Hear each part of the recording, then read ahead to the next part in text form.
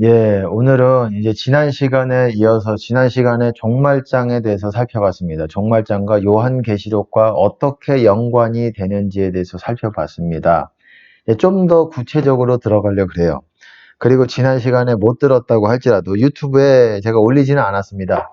그래서 이번 거를 올리려고 하는데 지금 칠판에 나오는 그 화이트보드에 나오는 부분은 이제 동영상을 보시는 분들이 보지 못할 겁니다. 지금 보고 있는 부분은 요한계시록 12장에 있는 부분들을 제가 지금 화면에 펼쳐 놨는데 이 12장을 좀 구체적으로 마지막 때 어떻게 펼쳐질지에 대해서 이것에 대해서 좀 구체적으로 설명을 하려고 합니다. 이제 화면은 보이지 않지만은 이제 그 화이트보드에 제가 뭐라고 쓰는지는 보이지 않지만 제가 아마 제 말 가운데서 거의 추론할 수 있을 것이고 그리고 여러분들이 잘 들으면 이것들에 대해서 알 수 있을 거라고 생각하고 나중에 또한 제가 어떤 펜으로 이제 동영상으로 이제 그림으로 그려가면서 여러분들에게 좀 더 설명을 해 주려고 합니다. 오늘 한번 잘 들어보시면 아주 중요한 거를 요한계시록과 마지막 때의 그 엔드타임 시나리오 그것들에 대해서 정확하게 이제 좀 더 구체적으로 분명하게 여러분들이 보실 수 있게 될 것 같아요. 네, 우선 지난 시간에 제가 이 종말장에 대해서 마태복음 24장, 그리고 마가복음 13장, 그리고 누가복음 21장에 있어요. 근데 이 종말장이라는 게 각각 이제 마가, 마태, 누가 이렇게 각각 다른 사람이 쓴 예수님이 말씀하신 거를 썼지만 완전히 똑같지는 않아요. 근데 거의 비슷해요. 그리고 그 구조도 거의 흡사합니다. 구조가 크게 이렇게 네 가지로 나눠져요. 크게 처음에 뭐라고 나오냐면 사람의 미혹을 받지 않도록 주의하라. 미혹을 받지 않도록 주의하라. 이런 표현이 나오면서 이제 내 이름으로 와서 내가 그다. 거짓 그리스도가 나타날 것에 대해서 말하고 있습니다. 이거는 뭐 전체적으로 초반기에만 하는 것이 아니라 이제 마지막 때에 그런 일들이 일어나게 될 것을 거짓 그리스도, 그리고 거짓 선지자들이 일어나게 될 것을 이제 말하고 있어요. 처음에 이제 보시면 종말장의 대체적인 구조가 그렇습니다. 한번 보시면 재난의 시작이 나와요. 재난의 시작. 제가 시작이라고만 하겠습니다. 시작. 네모를 하게 네모. 시작. 재난의 시작. 그리고 이 시작이라고 했으면은 시작해서 바로 끝나버리면은 이 재난이 바로 그때 끝나버리면은 어떻습니까? 시작이라고 의미가 없지요. 시작이라고 하지 않았을 것입니다.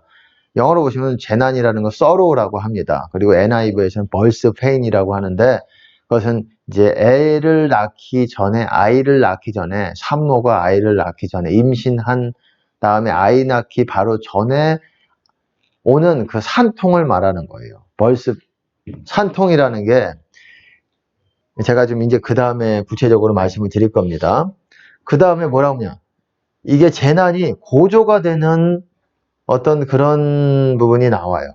고조가 되고 이것들을 좀 여러분들이 구분을 해야 됩니다. 고조가 나오고 그 다음에 뭐냐? 대환란이 나옵니다. 대환란.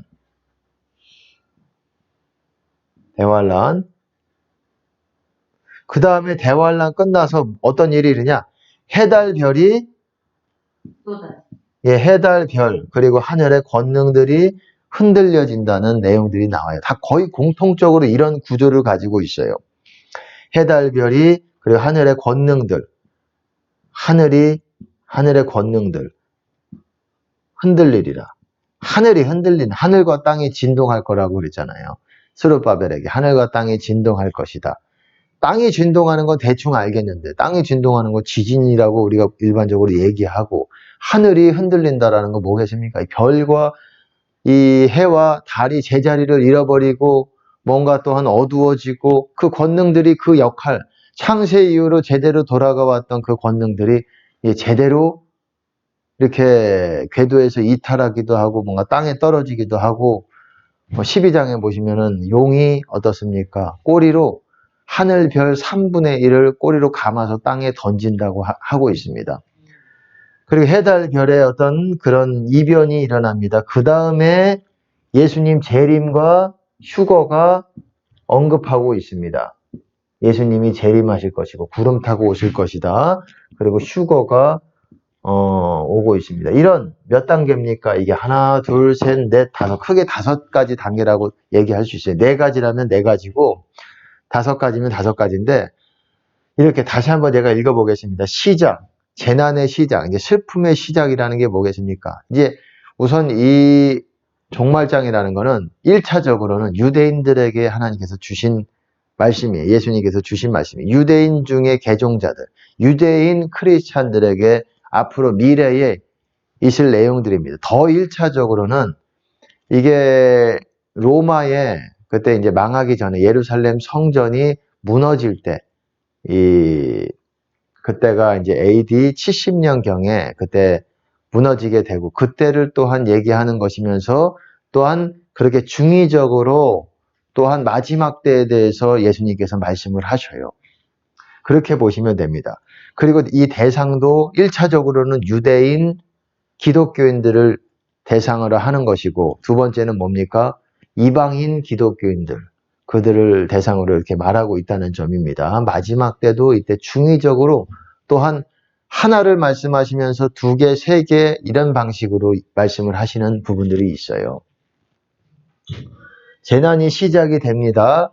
재난이 시작이 돼요. 어떤 일이 일어난다고 말합니까? 처음에 항상 종말장에 보시면은 사람의 미혹을 받지 않도록 주의하라. 내 이름으로 와서 많은 사람들이 뭐라고 말합니까? 예, 내가 그다. 거짓 그리스도, 거짓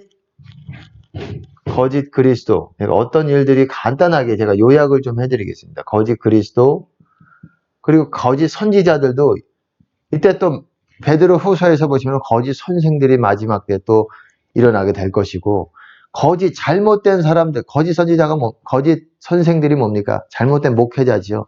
목회자, 그리스도, 내가 그리스도 너다. 유대인들에게 유대인들은 메시아를 기다리고 있어요. 그래서 그리스도를 기다리고 있습니다. 아직도.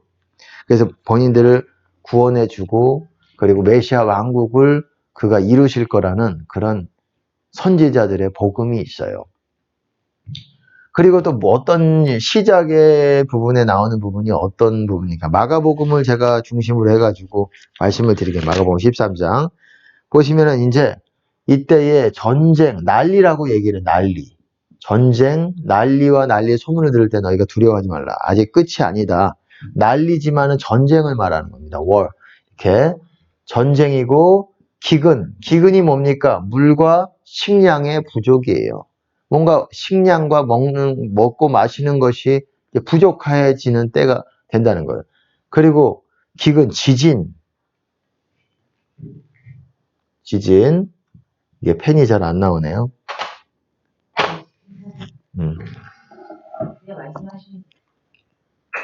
네.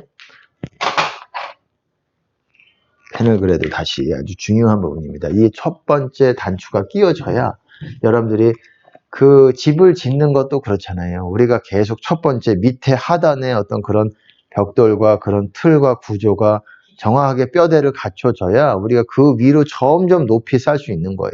밑에를 우리가 대충 쌓고 높이 올라갈 수가 없어요. 지혜도 그런 것이고, 지식도 하나님의 지식도 그런 것이고, 하나님의 지식도 진리도 그런 거예요. 우리가 더 높은 수준의 진리를 받기 위해서는 기초를 좀 더, 구원론에 대한 아주 터를 정확하게 닦아놔야 돼. 여기서부터 여기. 사도와 선지자들이 터라고 말하잖아요. 너희들은 사도와 선지자들의 터 위에 세우심을 입은 자다. 에베소서에 그렇게 말하고 있잖아요. 그 사도와 선지자라는 사람이 터라는 것이 아니라 그들의 가르침들이 터라는 거예요. 그들이 말한 그대로에서 그 영역 안에서 벗어나지 말아라. 이거를 말하는 거예요. 쉽게 말하면. 그들이 가르친 대로 절대 벗어나지 마. 그 말은 사도 선지자들이 터라는 뿐만 아니라 예수님의 말씀이 바로 터라는 거예요. 예수님의 말씀에서 벗어나지 말라는 거예요. 그 위에 너희가 거하면서 그 위에 집을 지어 가라는 말이에요. 그럴 때 우리가 반석 위에 집을 짓게 되는 겁니다. 집을 짓는다는 거는 단순히 우리가 어떤 진리를 깨닫는 것뿐만 아니라 깨달아서 그것을 우리가 행해 나가고 그대로 실천하고 그대로 그것을 내 마음의 법으로 삼고 기준으로 삼고 우리가 그냥 읽고 아 그런 거구나 끝나는 게 아니라 읽고 아 내가 이대로 깨달았으니까 지켜야 되겠다. 그럴 때 내 마음의 법으로 올 때 우리 안에 점점 하나님께서 우리 안에 집을 지어 나가기 시작을 하십니다. 이 기초가 안 되면 다 안 되는 거예요. 하나님의 집으로 우리는 건축이 되어가고 있는 사람들이에요. 전쟁과 지진과 기근과 뭐라고 말했습니까? 또 온역이라고 표현했지만 전염병이죠. 전염병. 이런 일들이 재난의 시작이라고 말하고 있어요. 여기 8절에 보시면은 마가복음 13장 8절에 보시면은 제가 읽어드리겠게요. 7절부터 5절부터 읽어드리겠습니다. 너희가 사람의 미혹을 받지 않도록 주의하라. 많은 사람이 내 이름으로 와서 이르되 내가 그러라 하여 많은 사람을 미혹해 하리라. 난리와 난리 소문을 들을 때에 두려워 말라. 난리라는 거는 전쟁을 말하는 것입니다. 이런 일이 있어야 하되 끝은 아직 아니니라. 끝이 뭡니까? The end. 세상 끝날을 말하는 거예요. 새하늘과 새 땅이 이루어지기 바로 전날을 말하는 거예요. 마지막 날. 예수님께서는 마지막 날에 대해서 언급을 많이 하셨어요. 마지막 날에 내가 다시 살릴 것이다.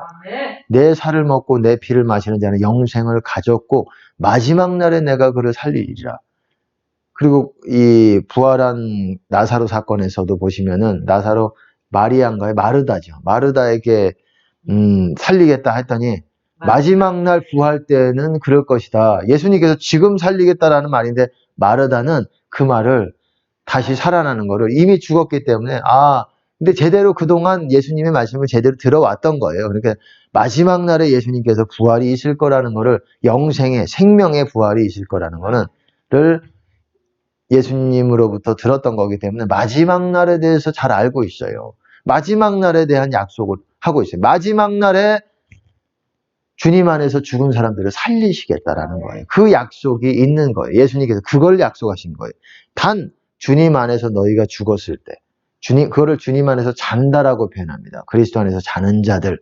내가 자는 자들에 관하여는 너희에게 그런 말씀이 있잖아요. 데살로니가 전서 4장에 보시면은 자는 자들의 그리스도 안에서 자는 자들 그리고 예수 안에서 죽은 자들 이렇게 죽었다 잔다 그러니까 쉽게 말해서 우리 이전에 예수님 잘 믿고 신앙생활 잘하다가 주님 안에서 죽었었던 그 믿음의 선배들을 말하는 거예요. 지금은 하나님의 나라에 들어가 있는 분들, 하나님 안에 들어가 있는 분들, 지금은 이제 땅에 하나님의 나라가 하지 못했고 우리 마음 가운데는 하나님의 나라가 임해 있습니다.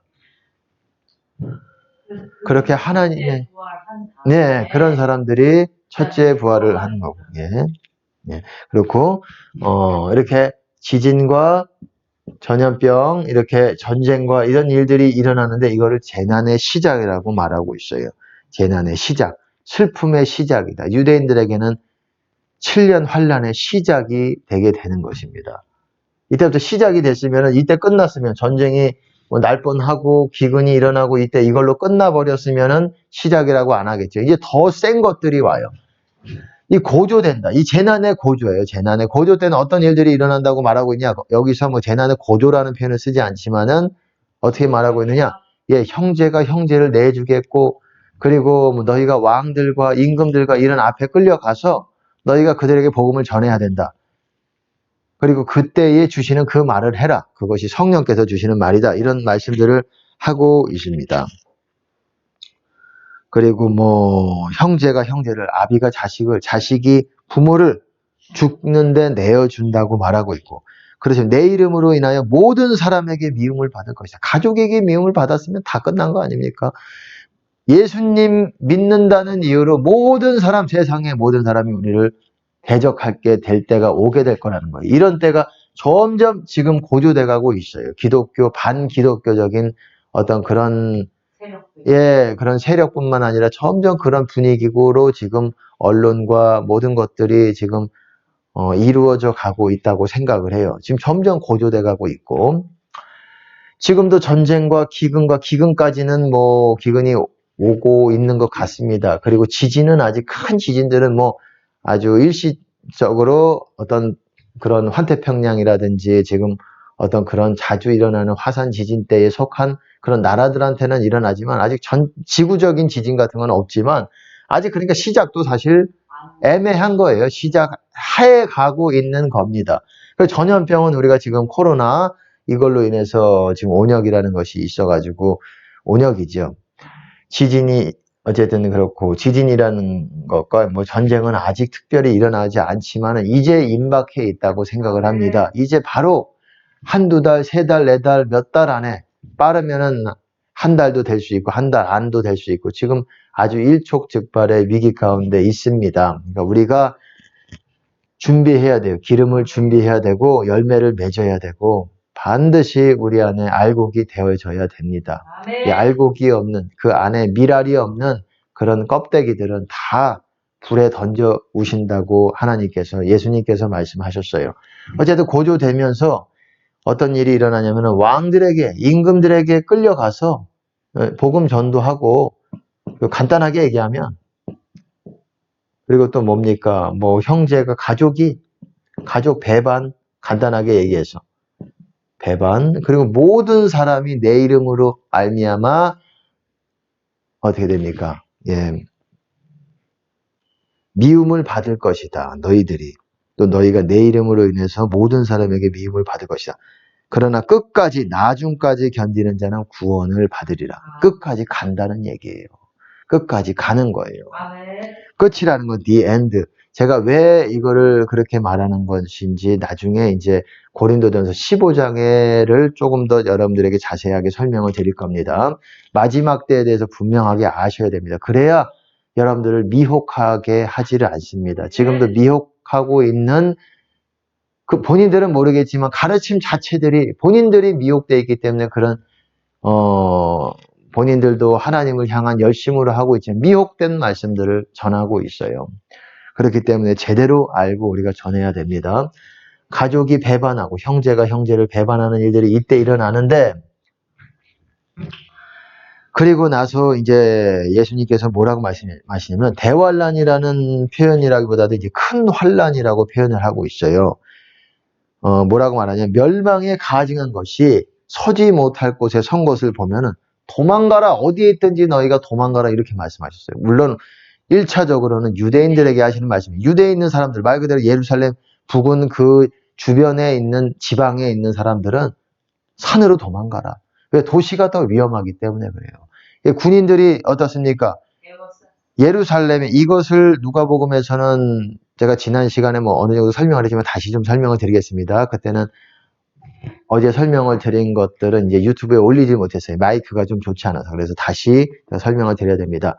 예루살렘의 군대들에게 애워사는 것을 보거든 유대에 있는 자들은 뭐 도망가라. 이것이 같은 표현이에요. 누가복음에서는 그렇게 표현하고 있어요. 멸망에 가증한 것이 서지 못한다는 것은 쉽게 풀어서 말하면 누가복음에서는 예루살렘의 군대들이 애워싸는 것을 너희가 보거든 도망가라 이 말이에요. 그때 이제 예루살렘이라는 거 성이에요. 유대는 지방이에요. 좀 더 그거를 감싸고 있는 그 주변에 쉽게 말해서 서울과 경기도라고 보시면 됩니다. 유대는 경기도, 유대, 사마리아는 그 위쪽에 또 다른 지방, 뭐 충청도, 경상도 이런 쪽으로 보시면 되고 그리고 뭐 저기 갈릴리 그쪽은 거의 뭐 뭐라고 말합니까? 좀 이게 동서남북은 바뀌었지만 뭐 쉽게 말해서 뭐 전라도, 경상도 끝자락이라고 보시면 돼요. 뭐 그렇게 생각하시면 되고 어쨌든 예루살렘의 군대들이 애워싸는 것은 그 군대가 예루살렘만 있는 것이 아니라 유대서부터 시작해가지고 이스라엘의 씨를 말리는 일을 하게 될 겁니다. 도시를 돌아다니면서. 그렇기 때문에 너희가 유대에 있는 자들은 산으로 가. 산이 더 안전해. 그리고 밭에 있는 사람들은 옷 가지러 너희 집안으로 다시 돌아가지만 그게 더 위험해. 숨어. 그리고 또 뭐라고 말합니까? 지붕에 있는 사람들은 쉽게 말해서 어떤 도시의 건물의 옥상에 있는 사람들은 옥상 뭘 가지러 내려가지 말라는 거예요. 옥상에 숨어 있는 게 더 안전하다는 겁니다. 지붕에 있는 사람들은 내려가지 말고, 밭에 있는 자들은 겉옷을 가지러 내가 밭 일구다가 다시 집으로 가서 돌아가지 말라는 거예요. 그땐 산으로, 그리고 사람들이 잘 인적이 드문 곳으로 이렇게 도망가라는 거예요. 도시가 위험합니다. 도시를 다니면서 사람을 그냥 대학살이 일어나게 되는데, 그 중동에 이스라엘을 제외한 중동 연합들이, 아랍 연합들이 이스라엘을 그냥 씨를 말리기 위해서 아마 그런 일들이 일어나게 될 겁니다. 그때가 아마 평화 협정을 끝나고 나서, 깨면서부터 그렇게 아주 짐승이 일어나면서 그렇게 이스라엘을 하게 될 것 같아요. 여기서는 이제 어쨌든 대환란에 이게 예루살렘이 밟히는 때예요. 예루살렘이 군대들에게 애워사인다. 이거를 제가 뭐라고 말했습니까? 요한계시록 11장에서는 성전 청량과 더불어서 거룩한 성에 이 42달 동안 이방인들에게 짓밟히는 때다. 이것을 또 누가복음에서도 그렇게 이때를 그렇게 말하고 있습니다. 이때를 대환란, 이게 뭐 거의 42달 3년 반이라고 보시면 됩니다. 이 기간을 또한 3년 반으로 보시면 돼요. 이 기간을 또한 3년 반. 한일의, 이 기간이 이제 전부 다 이 기간이 3년 반이고, 이 기간은 또 모르겠습니다. 뭐 대충 어느 정도 기간이 될지는 모르겠지만은, 어쨌든 7년을 통과해서 예수님이 재림하신다고 이 맨 끝에 종말장에서는 분명하게 그렇게 나오고 있다라는 거예요. 인자의 날을 하루라고 말하고 있고, 그 대환란에 이 날을 감하지 않으면 모든 육체가 구원을 받지 않는다. 이 날이 42달로 하나님께서 정하셨고, 이거는 또 이 요한계시록 12장에 보시면 한때, 두때, 반때라고 또 정해놨지만은, 어쨌든 이 날을 더 늘릴 수가 없다. 감하지 않으면 모든 육체가 너무 공고하고 창세 이후로 이런 환란이 없을 것이다라고 말했기 때문에 어마어마한 학살과 죽임과 그런 피가 어떤 창궐하게 되는 그런 참 어려운 일대가 될 것입니다. 유대인뿐만 아니라 기독교인들도, 이방인 기독교인들도 그렇게, 크리스천들도 그렇게 그런 때가 될 것입니다. 반 크리스천, 반 크라이스트 교라든지 그런 적그리스도의 영들이 일어났고, 기독교가 보면 괜히 기분이 나쁜 어떤 그런 영들이에요. 그런 마음을 사람들에게 일으키면서 짐승의 표를 받게 하고 이런 일들이 일어나게 될 겁니다. 이때가 이제 짐승의 대환란이 짐승의 표를 주고 짐승이 통치하는 때죠. 짐승 통치. 그리고 보시면은 해달 별들이, 그리고 어두워지고 하늘의 권능들이 우리가 흔들리게 될 거라고 얘기하고 있어요. 그 다음에 이게 다 순서대로예요. 그 다음에 인자가 하늘에서 구름을 타고 오실 것이고, 영광 가운데 오실 것이고, 그 다음에 하늘에서 천사들이 하늘 땅 저 끝에서 하늘 끝까지 택자들을 모을 것이다 라고, 이게 휴거죠. 재림과 휴거를 이렇게 얘기하고 있다라는 거예요. 성경에서는. 이렇게 얘기하고 있고, 이게 종말장의 큰 그림입니다. 이 그림, 그러니까 쉽게 말해서 점점 더 시작이 되고, 재난이 시작하고 나서부터 점점 그거는 극으로 치닫고 있는 거예요. 그 재난의 끝까지 가고 있는 거예요. 창세 이후로 더 이상 이 좋아지는 때가 없어요. 이때 이스라엘 유대인들은 다 해체가 됩니다. 나라가 없어지고 해체가 돼요. 짐승 통치가 그 예루살렘에 있는 제3성전에서 들어가서 본인을 하나님이라고 하는 자가 나오게 될 겁니다. 그리고 제가 또 지난 시간에 이렇게 또 말씀을 드렸지만, 전염병 이렇게 하고, 그리고 여기서 이렇게 제가 이렇게 나눠서 보시면은 그 요한계시록에서 어떻습니까? 7 교회가 나오고, 7 교회는 이제 떼고, 이제 큰 그림에서 7 인재앙이 나오고, 7 나팔 재앙이 나오고, 7 대접 재앙이 나옵니다. 제가 어제도 말씀을 드렸지만, 대환란이라는 거는 여기서부터 이제 짐승이 통치하는 기간이에요. 대환란이라는 건 점점 더 이스라엘뿐만 아니라 기독교가 점점 더 어떤 고난의 때로 들어가면서 고조가 되면서 점점 더 해지면서. 근데 이때가 언제냐? 이때가 다섯 번째, 여섯 번째 나팔이라고 할 수가 있어요. 다섯 나팔. 네, 다섯째 나팔, 그리고 여섯째 나팔이라고 할 수 있어요. 왜 어떤 근거로 말하느냐. 다섯 번째 나팔에서 무저갱이 열립니다. 무저갱은 그때 열려요. 그 전에는 그냥 열리는 게 아니에요. 무저갱이 어떻게 열리냐? 하늘에서 별이 떨어졌는데 무저갱이 열쇠를 가졌다. 그리로 들어가는 거는 하나님이라든지 하나님께서 그렇게 하시는 거지만, 이게 거기서 나올 수 있는 거는 하늘의 별이 무저갱이 열쇠를 가지고 있어서 땅에 떨어져서 그 다음에 무저갱이 열릴 때 풀무 같은 연기가 나면서 해와 공기가 어두워지고 그때 황충들이 우르르 나와서 사람들을 5달 동안 입맞지 않은 사람들, 그러니까 구원받지 못한 성도들, 주님 안에 있지 못한 짐승의 표를 꼭 받은 사람들이라고 말할 수가 없어요. 짐승표 안 받았다고 할지라도 주님 안에 있지 않는 그런 모든 짐승표만 피한다고 되는 문제가 아니에요. 짐승표만 안 받는다고 되는 문제가 아니라 여러분들이 주님 안에 있어야 되는 거예요. 그래야 이 황충의 그 다섯 번째 나팔에서 할 수가 있는 것입니다. 대환란, 대환란, 이게,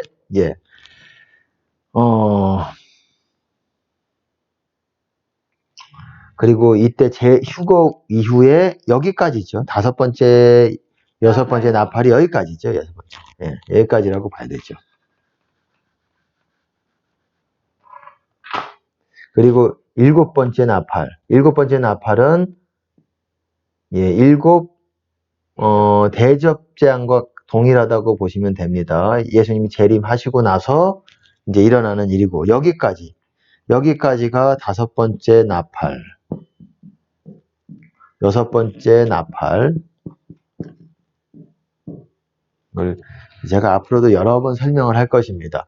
그럼 여기서부터 여기까지는 뭐냐? 여기서부터는 7개의 인이 떼어지는 인재앙이고, 일곱 인재앙. 그리고 어떻습니까? 1, 2, 3, 4. 1, 2, 3, 4, 여기서부터 하면 1, 2, 3, 4 나팔입니다. 나팔. 여기서는 이제 제가 아까 전에도 말씀드린 재난의 시작에서는 벌스 페인이라고 말했습니다. 벌스 페인이라고. 이거는 애를 낳는 상고를 말하는 거예요. 애 낳기 전에. 애를 낳는 상고라고 하면 보통 그 다음에 애를 낳아야 되겠지. 애를 여기서 고조될 때 대환란 바로 직전에 애를 낳게 됩니다. 얼마나 직전인지 모르겠어요. 유대인들을 말하는 거예요. 유대인 애 낳는다는 거는 유대인들의 14만 4천을 말하는 거예요. 14만 4천인이 구원받게 되는 그런 일들을 말하는 겁니다.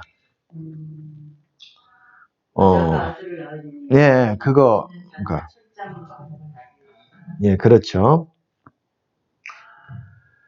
그리고 이제 이렇게 전쟁과 기근과 지진과 보세요. 인재앙에 네? 낳자마자 도망갔잖아요. 네, 낳자마자 보세요. 이거를 또 제가 연결해서 여기서 12장, 요한계시록 12장과 연관해서 제가 말씀을 드릴게요.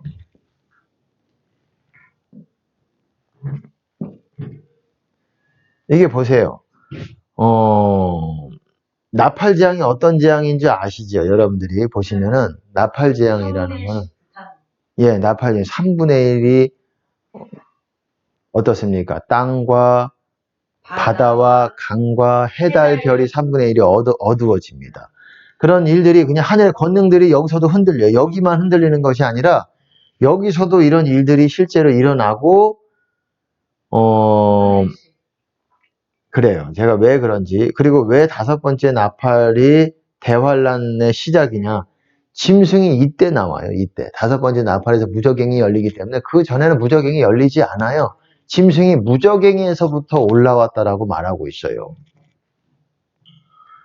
그리고 12장에서, 오늘은 12장에서 볼 것인데, 이제 보세요. 12장에서 보시면은, 이렇게 말하고 있어요. 큰 구도가 어떠냐면은, 12장에서 보시면은, 여자가 이제 해를 옷 입은 여자가 나오는데, 그 여자가 발에는 달이 있고, 그리고 12별의 면류관을 썼다라고 말하고 있어요. 이게 뭐냐? 사도 바울은 그렇게 말했어요. 해의 영광이 다르고 달의 영광이 다르고 별의 영광. 영광을 입은 사람을 말하는 거예요. 영광을 입은 민족이 있어요. 그게 뭐겠습니까? 영광을 입은 민족이 유대인들, 이스라엘을 말하는 거예요. 이스라엘이 하나님의 호의를 입은 사람이에요. 입은 그 여자에 대해서 나오는데 해산하게 된다라고 이 해산의 고통이 제가 12장 펴서 보겠습니다. 보면서 제가 같이 말씀을 드릴게요. 요한계시록 12장 한번 같이 보겠습니다. 이 여자가 아이를 베어 해산하게 됐다. 아파서 애써 부르짖더라. 이 장에서는 아직 해산하는 아픔은 있지만 아이를 낳질 않았어요. 여기서는 보세요. 해산의 아픔이 있어요. 아픔. 이 해산이라는 게 산고라고도 말하죠. 이게 뭐냐? 우리가 선지서를 통해서 봐야 돼요. 산고라는 게 산고의 고통이 임한 것 같이 이스라엘에게 어떤 그런 심판에 대해서 메시지를 선포할 때 그렇게 표현을 해요. 산고라는 게 뭐냐면은 다른 이방 민족들이 이스라엘을 공격하고 그래서 막 싸워 이기려고 할 때 어마어마한 숫자의 이방 나라들이 이스라엘을 공격하고자 할 때 그때 산고라는 표현을 써요. 선지서가 그래요. 갑자기 여자가 나와서 갑자기 애를 낳고 뭐 이런 것들을 보여주는 게 아니라 이게 비유기 때문에 이게 상징이기 때문에 이게 성경에서 산고라는 게 어떻게 표현되는지를 알아야 돼요. 산고라는 거는 이방 민족이 이스라엘을 공격할 때 상고의 고통이 이르게 될 것이다 이렇게 표현하고 있어요. 상고라고 했으니까 아이를 낳겠죠. 아이를 해산을 하겠죠. 아이를 낳는 데가 이때 나요. 아이 낳는다. 출산. 이렇게 말씀을 드릴게요. 출산. 이거 여러분들이 외우고 있어야 됩니다. 반드시 외우고 있어야 돼요. 또 다니엘서랑도 연결이 돼요. 다니엘서랑도. 이게 다니엘서 이게 그러잖아요. 누가복음에 그러잖아요. 그날들은 기록된 성경에 기록된 형벌의 날이 될 것이다. 기록된 모든 것을 이루는 형벌의 날. 이 대환란의 시간은 그렇게 얘기하고 있어요. 대환란의 시간을. 이 날들은 기록된 모든 것을 어디에 기록이 되어 있습니까? 다니엘서에 기록이 되어 있어요. 다니엘서 11장에도 기록이 되어 있고 그런 이 이스라엘에 하나님께서 한 이래를 예비하셨습니다. 해산의 아픔이라는 게 이래요. 이게 7 재앙이 띄어질 때 어떻습니까? 재앙이 어떻습니까? 7 재앙이 활든 사람이 흰 말을 타고 와가지고 어떻습니까? 이기려고 하더라. 누구를 이깁니까? 정복하려 하더라. 유대인들을 말하는 거예요. 이스라엘을 이기려고 한다. 누구를? 대상이 유대인들을. 그래서 그러니까 상고가 있는 거예요. 상고가. 아파. 애 낳기 직전에, 쉽게 말해서 구원받기 직전에 어쨌든 한 일해 동안에 구원받기 직전에 아픔이 있어야 된다는 거예요. 그래서 하나님께서 이기려고 하더라. 그 다음에 큰 칼을 가진 사람이 나오는데 뭐라고 말하죠? 제가 활은 어떻습니까? 활은 원거리에서 전투할 때 활을 써요. 칼도 전투할 때 쓰는 거지만 맞닥뜨릴 때 실제로 그냥 이게 칼싸움 하는데 근접전에서 하지만은 활이라는 거는 먼 거리에서 미사일이 초반에는 오가요. 하지만은 이제 나라들의 이제 군인들이 쳐들어갑니다. 이스라엘에. 그래서 6장에 보시면은 화평을 재어버리며 서로 죽이게 하고 붉은 말 탄 사람이 큰 칼을 받았다고 말합니다. 그렇게 서로 죽이게 하고 들어가서 이제 이스라엘을 죽이기도 하고 내부에서 반란이 일어나기도 하고 유대인들에게 그런 일들이 일어나게 될 것 같아요. 인재앙. 그리고 세 번째 재앙이 뭡니까? 기근이 있죠. 기근. 그러니까 이런 일들이 똑같이 일어나게 되는 거예요. 이런 때, 이때 재난의 시작 때에. 그리고 네 번째가 뭡니까? 사망이라고 불려지는 사람이 말을 탔어요. 청황색이죠. 청황색 말을 탔는데 어떻습니까? 지옥이 그 뒤를 음부라고 말하고 있지만 지옥입니다. 지옥이 그 뒤를 따르고 있다. 사망이 말 타가지고 권세를 잡고 이 땅에 어떤 바람을 불면 어떻겠습니까? 사망의 바람. 많은 사람들이 죽어진다는 거예요. 그래가지고 지옥 간다는 거예요. 지옥이 그 뒤를 따르고 있다. 지옥에 집어넣는다는 거예요. 많은 사람들을 죽여. 물론 그 가운데 순교를 해가지고 천국에 들어가는 사람도 있겠지만 하나님께서 유대인 중에 많은 사람들이 1차적으로는 이게 유대인들에게 주시는 이런 일들이에요. 그리고 당연히 또한 이방인 크리스찬들, 기독교, 그리스도교, 우리 기독교들에게도 점점 반기독교적인 어떤 흐름들이 일어나게 될 것 같아요. 어쨌든 이렇게 되고 인재앙 5번째 순교자들이 나오죠. 순교자들이 우리를 갚아주세요. 복수해주세요. 그랬더니 흰옷을 주시면서 뭐라고 말합니까? 잠시 동안 시대에 동무종들과 형제들이 죽어서 그 수가 어느 정도 너희같이 순교자들이 차야 된다. 그 수가 차야 된다라고 말하고 있고 그 다음에 5번째, 6번째 인이 나오는데 그게 예사롭지 않아요. 큰 지진이 일어나는데 산과 섬들이 제자리에서 옮겨지고 그리고 하늘이 종이축같이 말려지면서 이게 뭐 평범한 일들이 아니에요. 무화과나무의 열매들이 대풍에 의해서 떨어지는 것 같이 우두두둑 하늘의 별들이 떨어지게 될 거라고 말을 하고 있고 여태까지 전쟁과 기근과 지진이었지만은 지진까지는 모르게 전쟁과 기근과 죽임을 당하고 이런 일이었지만은 이제 하늘의 별들이 떨어지는 일들이 일어나게 됩니다. 이때쯤에 일어나게 되면서 그거를 시초로 해가지고 나팔재앙이 연결돼서 반시간 고요하면서 나팔재앙이 되는 나팔재앙도 어떻습니까? 하늘의 별들이 떨어지는. 그러니까 여태까지의 어떤 그런 재앙이랑은 레벨이 다른 재앙이 오는 거예요. 나팔재앙. 근데 그때가 이때 고조될 때 대환란 이전에 일어난다는 거예요. 그리고 그때쯤에 그런 과정 가운데 이스라엘이 출산을 하게 돼요. 상고가 있으면 애를 낳잖아요. 깨닫게 되는 거예요. 예수 그리스도께서 진짜 하나님이셨구나. 우리가 그분을 저버렸구나. 우리가 받아들이지 않아서 그 피가 그 피가 너희 자손에게 이 사가랴의 그 아벨의 피부터 사가랴의 그 제단 사이에서 죽은 사가랴의 피까지 2세대가 담당하리라. 그렇게 피가 이 후손들에게 다 담당하고 이렇게 된다는 건 무서운 거예요. 우리가 회개하지 않고 하나님을 제대로 못 알아본 죄가 이렇게 무서운 겁니다. 그때 서기관, 바리새인, 대제사장들, 지도자들의 교만으로 인해서 하나님은 다 알고 계셨죠. 그렇게 어쨌든 인재앙서부터 이때쯤에 고조될 때에 일어나게 되는 거예요. 자, 이거를 나중에 다시 한번 또한 여러분들에게 설명할 때가 있을 것입니다. 그러니까 지금 화면에 안 보인다고 할지라도 이 유튜브로 보시는 분들은 조금 이 말을 잘 경청해서 들으시면 그래도 제가 이렇게 설명을 드릴 것입니다. 잘 드리려고 합니다. 어쨌든 나팔재앙이 이때부터 시작이 돼. 1, 2, 3, 4, 이 5번째, 6번째. 아마 이때 같아요. 제가 생각할 때는. 이때가 아마 이 중간에 이때쯤에 때쯤에 이걸로 인해서 보세요. 여섯 번째 인이 있죠. 하늘의 별들이 무화과나무 대풍에 별들이 떨어지는 이 이전에 유대인들이 그 14만 4천이 구원을 받게 될 것 같아요. 인침을. 왜냐하면은 거기에서 천사들이 어땠습니까? 사방 땅끝에서 바람을 붙잡고 있어요. 땅과 바다를 해하기 전에 하나님의 종들에게 인치기까지 땅과 바다를 해하지 마라. 여섯 번째 인 재앙은 땅과 어떻습니까? 땅을 해하는 재앙이에요. 나팔 1, 2, 3, 4도 땅을 해하는 재앙이지만, 땅과 바다와 강을 해하는 재앙이지만, 요것도 그래요, 요것도.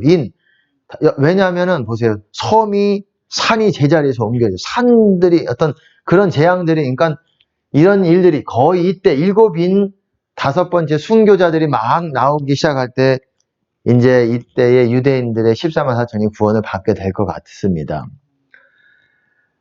그리고 나서 구원을 받고 나서 이제 나팔재앙이 후두둑 떨어지면서 어떻습니까? 이러면서 이제 다섯 번째 나팔이 할 때 무저갱이 열리고 짐승이 출현해서 적그리스도 안으로 들어가서 적그리스도 통치가 일어나게 됩니다. 짐승 통치가 일어나게 돼요. 대환란 때에. 그 본인은 하나님이라고 말할 겁니다. 성전에 들어갈 거예요, 본인이. 그런 일들이 일어났는데 제가 정작 오늘 여러분들에게 알려드리고 싶은 부분은 지금 여태까지 했던 부분은 여러분들에게 좀 말씀을 드렸습니다. 하지만 다시 또 앞으로도 또 다시 드릴 거예요. 여러 번 여러분들이 아셔야 되고 외우고 다른 사람들에게 알려줄 정도가 돼야 됩니다. 보세요. 해산의 아픔이 있어요. 여기서 보시면은 2절에서 보시면 이 여자가 아이를 베어 해산하게 되매 아파서 애써 부르짖더라. 그 다음에 어떤 사건이 일어나면 용이 있어요. 7머리 10뿔이에요. 짐승도 7머리 10뿔이라고 했죠. 짐승도 용도 7머리 10뿔인데 차이가 뭔지 아십니까? 물론 용이고 하나는 짐승이지만 짐승은 또한 하나는 표범과 같이 생겼고 뭐 그렇게 생겼지만은 모양은 또 다르지만은 용은 어떻습니까? 7머리의 면류관이 있어요. 근데 짐승은 7뿔의 면류관이 있어요. 잘 보시면은 그 차이가 있어요.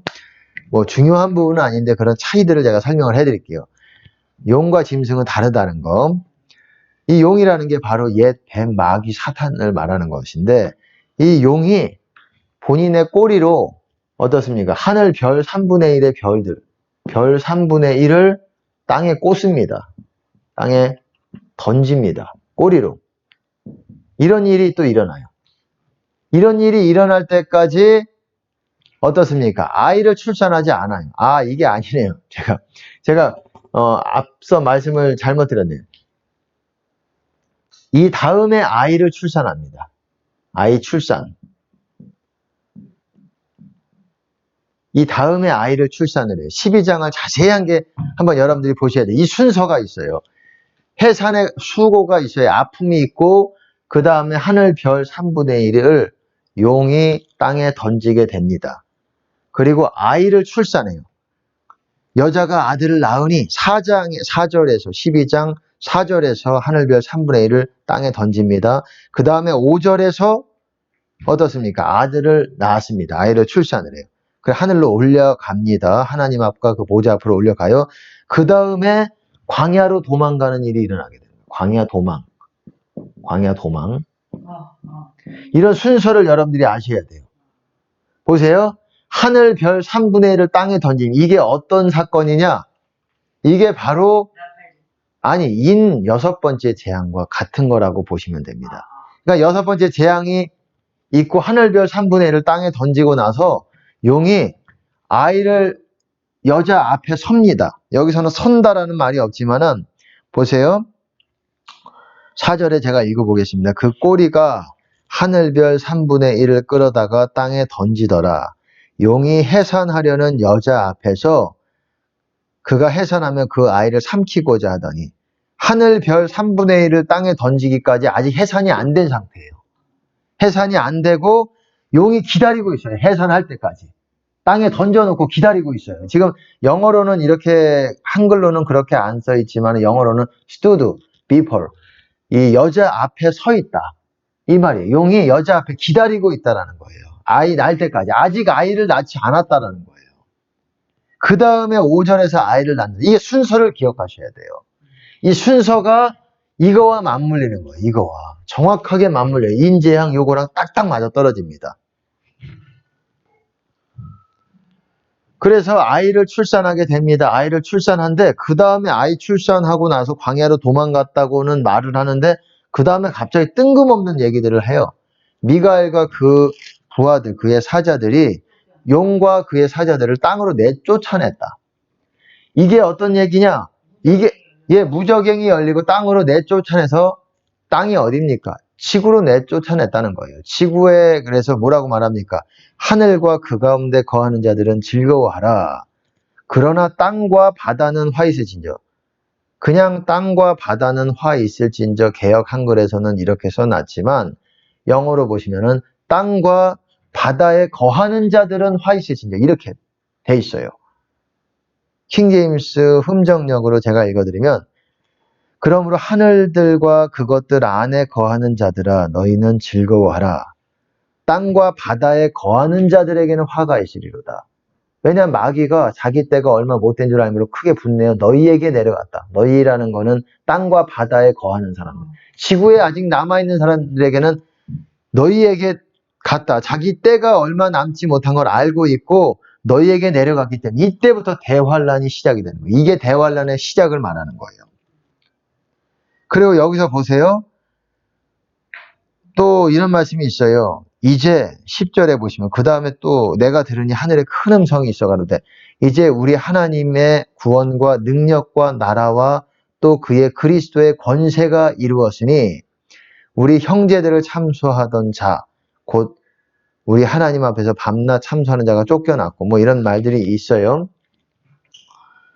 그리스도의 권세가 이루었다. 파워가 이루었다. 저는 이것을 이전과는 이렇게 짐승이 대환란 가운데 이렇게 쫓겨나가요. 대환란에 이제 시작을 하게 됩니다. 이때부터 사람들 죽이고 막 짐승 안으로 들어가서 이런 일들이 이때가 이제 그때가 되는 거예요. 이때 여기서 이 대환란 기간에 이 용이 땅으로 내려가서 이제 통치를 하게 되는 거예요. 짐승에게 모든 걸 다 권세를 주고 뿐만 아니라 이 짐승과 용과 짐승의 권세만 이 땅에 강력해지는 게 아니라 여기서 보시면 또한 그의 그리스도의 권세가 이루었다.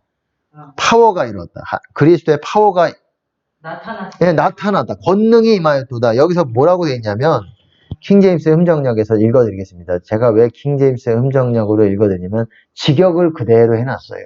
그냥 가감하지 않고 읽어드리면 이제 구원과 힘과 우리 하나님의 왕국과 그분의 그리스도의 권능이 임하였도다.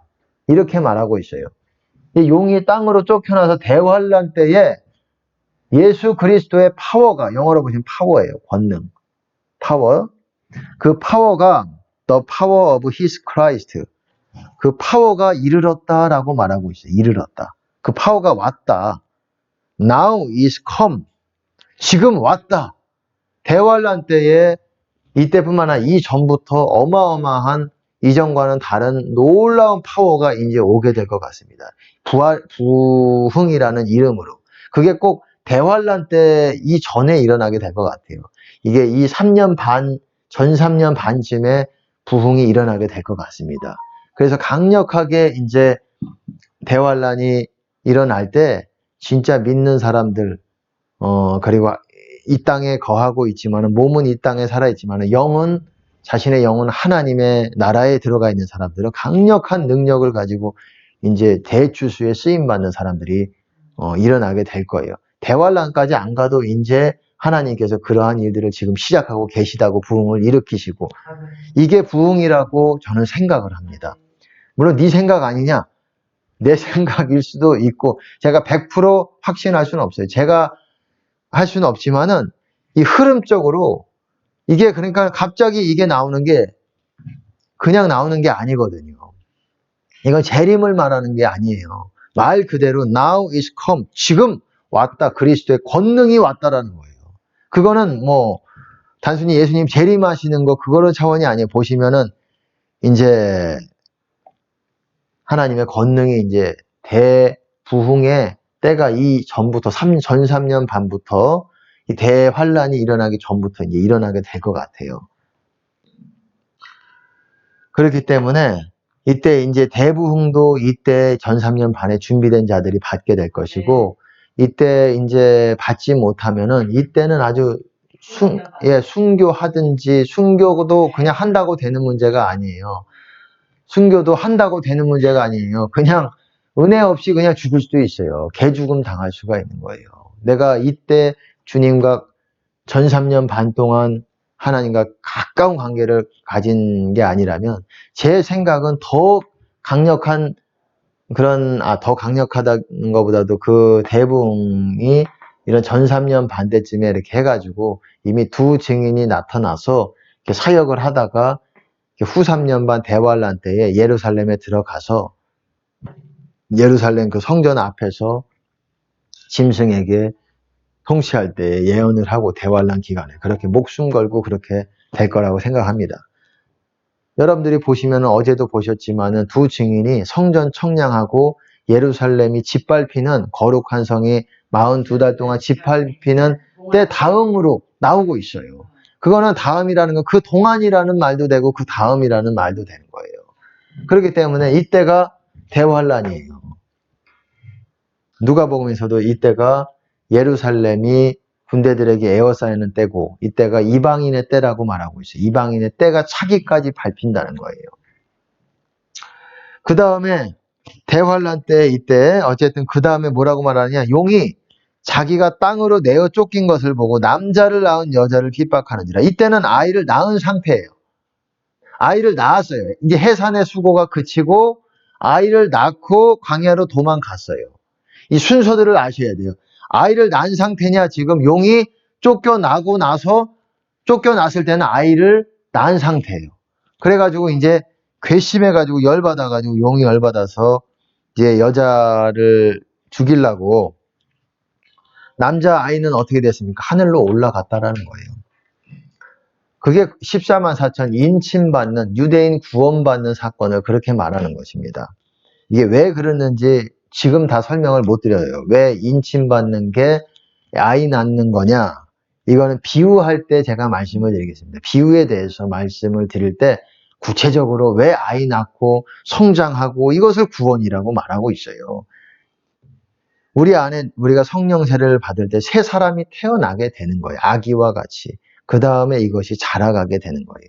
내가 바뀌어지면서 성령께 순종하면서 내 마음이 넓어져 가면서 사랑해 가면서 내가 많은 사람들을 품고 그들을 주님의 눈으로 바라보는 것에 순종하고 그대로 행하고 그러면서 내가 자라가고 주님과 똑같아지는 방향으로 가고 있는 거예요. 똑같아지기는 쉽진 않겠지만 우리가 전적으로 죽기까지 순종한다면 똑같아질 수 있는 것입니다. 그거를 또한 성경에서는 말하고 있어요.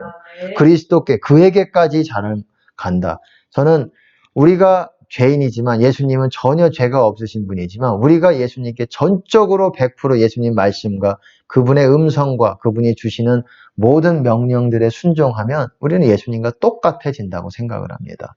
그것이 쉽지는 않은 부분이지만 우리를 죽기까지 우리에게 충성을 또한 보실 수가 있는 것이고 사람에 따라 다르겠지만은 이 다음에 용이 쫓겨난 다음에 이제 남자를 낳은 아이를 이제 혼내주고 핍박하고 싶지만 큰 독수리의 두 날개를 받아. 큰 독수리의 두 날개라는 거는 우선 하나님의 도움이라고 봐야 되고 어떻습니까? 성경의 시편에서도 하나님의 여호와의 날개 아래 있는 거를 뭐라고 말하는 거죠? 하나님 안에 있는 걸 하나님의 날개 아래 있는 거라고 말하고 있어요. 그리고 예수님께서도 예루살렘의 암탉이 그 날개 아래 새끼를 모음과 같이 내가 너희를 모으려 한 것이 몇 번이더냐. 그게 무슨 말이냐.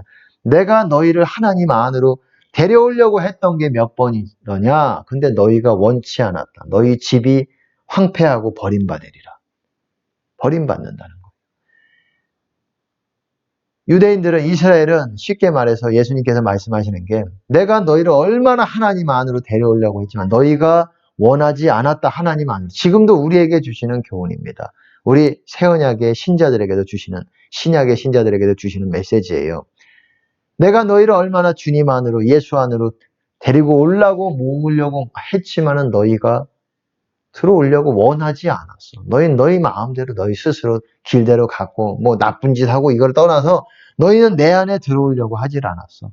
그렇게 원하지 않았다. 지금 원하지 않는 사람, 교회는 열심히 다니고 성경도 보고 근데 주님 안에 거하려고 원하지를 않는 거예요. 주님 안에 있다는 건 하나님의 종이 되는 거고 의의 종이 되는 거예요. 그 하나님 나라를 받들면서 가는 거예요. 누구든지 어린아이 같이 하나님의 나라를 받들지 않고서는 그 안으로 들어오지 못할 거라고 하셨어요. 우리가 죽어서 꼭 하나님의 나라 안으로 들어간다고 생각하지 마세요. 이 땅에서 있을 때 하나님의 나라 안으로 우리가 그 하나님의 나라, 주님의 임재를 붙드는 것과 그 명령에 순종하는 거를 여러분들이 받든다. 영어로 보시면 receive. receive라는 거는 영접한다라는 표현이고 그 말씀과 그 인도하심에 하려고 하지 않으면 너희가 하나님 나라 안으로 결단코 들어가지 못할 것이다. 우리가 이 땅에서도 주님 안으로 못 들어가요. 우리가 그 주님께 순종하고자 하는 마음이 없으면 그 뜻대로 난 그냥 주님 안에 있기가 마음 편해서 좋아. 이 정도로는 부족하다라는 거예요. 우리가 전적인 인도하심에 순종하고 받들고자 하는 그런 마음이 있을 때, 너희가 어린아이같이 그런 마음이 있을 때 주님 안으로 들어올 거라는 거를 예수님께서는 말씀하시는 겁니다.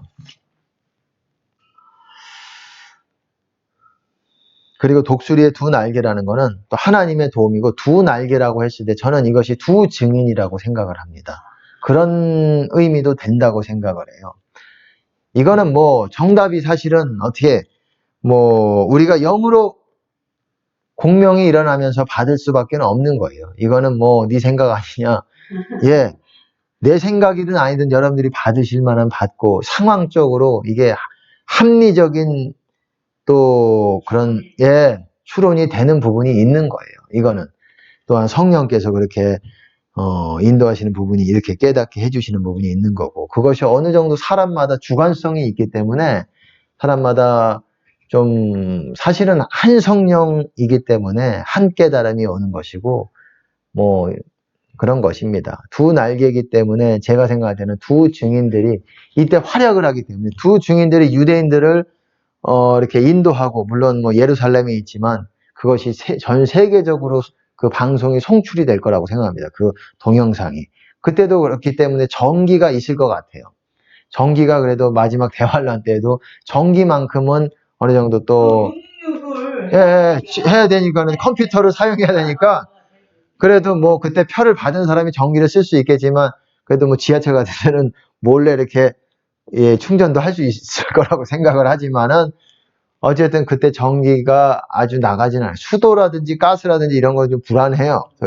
사실 뭐 개인 사업인 경우들이 많이 있고, 수도도 또 물이 부족해지는 때이기 때문에 물이 또 어떻게 될지 모르고, 그렇기 때문에 좀 불안하지만, 전기는 그래도 하나님께서 이렇게 마지막까지 짐승도 통치하기 위해서 짐승이 쓰기 위해서, 왜냐하면 생체 인식을 해야, 컴퓨터로 인식을 해야 되기 때문에 정위성이라든지 뭐 이런 것들이 다 작동이 돼야 되기 때문에, 뭐 하기 때문에 그렇게 쓸 거라고 생각하고, 그때 방송이 또 유튜브인지 유튜브가 아닌 그 플랫폼이 거기가 아니더라도 어쨌든 어딘가 전 세계적으로 두 증인의 사역의 어떤 현장들이 송출이 되고, 표를 받으면 그 사인을 받잖아요. 신호를 받잖아요. 통신장치로 받으니까 그러니까 반사적으로 그냥 다 아는 거예요. 서로 이렇게 알게 되고 아는데, 어쨌든 그런 일이 일어나게 되고, 그렇게 돼서 광야 자기 곳으로 날아와 뱀의 낯을 피한다고 하고 있어요. 광야로, 실제로 이스라엘 남부 쪽이 광야가 많습니다. 저는 이게 실제 광야라고 생각을 해요. 뭐 이게 보통 광야라 그러면 상징적으로 어떤 어려운 고난의 때를 얘기하는 것일 수도 있다고 생각을 하고, 우리가 또한 실제 광야로 그 남부 지방으로 도망가게, 북쪽보다는 북쪽이 더 난감합니다. 터키와 그리고 시리아, 굉장히 이렇게 이스라엘을 핍박하는 나라들이 있기 때문에 북쪽보다는 남부가 더 안전할 가능성이 있어요. 그렇기 때문에 광야로 도망이 가고, 이집트도 핍박하는 나라 가운데 하나이기 때문에 이집트로도 도망가기는 어렵고, 광야가 딱 적당할 것 같아요, 제 생각에. 실제 광야고, 그리고 뱀이 입을 통해서 뭐 강물을 토해가지고 여자를 물에 떠내려가게 한다. 이게 실제일 수도 있고 영적인 의미일 수도 있다고 생각을 합니다. 광야에 뭐 어떻게 물이 있겠는가? 그때는 뭐 기상이변이 일어나는 때, 지금 남극이 다 물이 녹고 있고 어떻게 될지 모릅니다. 사단도 권세가 있기 때문에 어떤 부분에 있어서는 또 권세를 행사할 수 있고, 별도 하늘에서 던져버리는 그런 녀석이기 때문에, 뭐 어느 정도는 그게 거짓 기사와 이적을 어느 정도는 할 수가 있어요. 그렇기 때문에 실제적으로 홍수를 해가지고 것들을 할 수도 있고, 불에 잠기게 할 가능성도 있고, 아니면은 또한 영적인 어떤 악한 기류를 통해서, 영적인 어떤 그 파도를 통해서, 그 파도가 이때 당시에 이렇게 피한 여자라는 거는 당시에 그냥 이스라엘 민족이라고 보시면 안 돼요. 이스라엘 민족 가운데 14만 4천으로 압축을 해야 돼요. 왜냐하면은 14만 4천을 하나님께서는 구원하시겠다라는 것을 약속을 하시는 거예요. 이방인 유대인들은 물론 예수를 믿는 사람들 다 구원을 하시겠지만은, 이게 하나님께서 정해놓은 사람에 대해서 말씀을 하셨고, 남은 자라는 게 그냥 피신했다고 남쪽으로 광야 쪽으로 피신했다고 그들이 남은 자가 아니라 택자예요. 여기서 보시면은 택자입니다. 하나님의 명령을 지키고 예수의 증거를 소유한 사람들이 뭐라고 말합니까? 그 여자의 남은 자손들이라고 말하고 있어요. 영어로 보시면은 그 여자의 씨의 남은 자들이라고 말해요. 이게 선지서에서도 나오고 있어요. 스가랴에서도 남은 자들. 이거를 14만 4천인지 내가 어떻게 하느냐? 선지서에 제가 보여드리겠습니다. 똑같은 표현들이 있어요. 제가 추론하는 게 아니라 요한계시록의 표현과 아주 흡사한 표현들이 있어요. 그리고 그것이 14만 4천 남은 자들에 대한 얘기고, 입에 거짓이 없다, 뭐 이런 사람, 그런 게 있잖아요. 14만 4천에서도 그 입에 여자를 따르지 않고 정절을 지키고, 입에 거짓이 없고, 그런 표현들이 나오잖아요. 그런 표현들이 실제로 거기에 있어요. 선지서에서도 있어요. 약간은 차이가 있지만은. 그거를 보면서, 이게 전부 다 구술이 꽤 맞춰지면서 하나의 큰 그림이 나오는 거예요. 제가 그거를 보면서 어느 정도 여러분들에게 이 그림들을, 이 목걸이가 된 부분들을 꿰어서 여러분들에게 말씀을 드리고 있는 거예요. 갑자기 제가 이 남은 자들이 14만 4천이다 그렇게 하는 것이 아니라, 어떤 분은 또 14만 4천이 순교할 14만 4천 그런 사람이라고 말하고 있지만, 저는 참 그렇게까지는 생각을 하지 않습니다.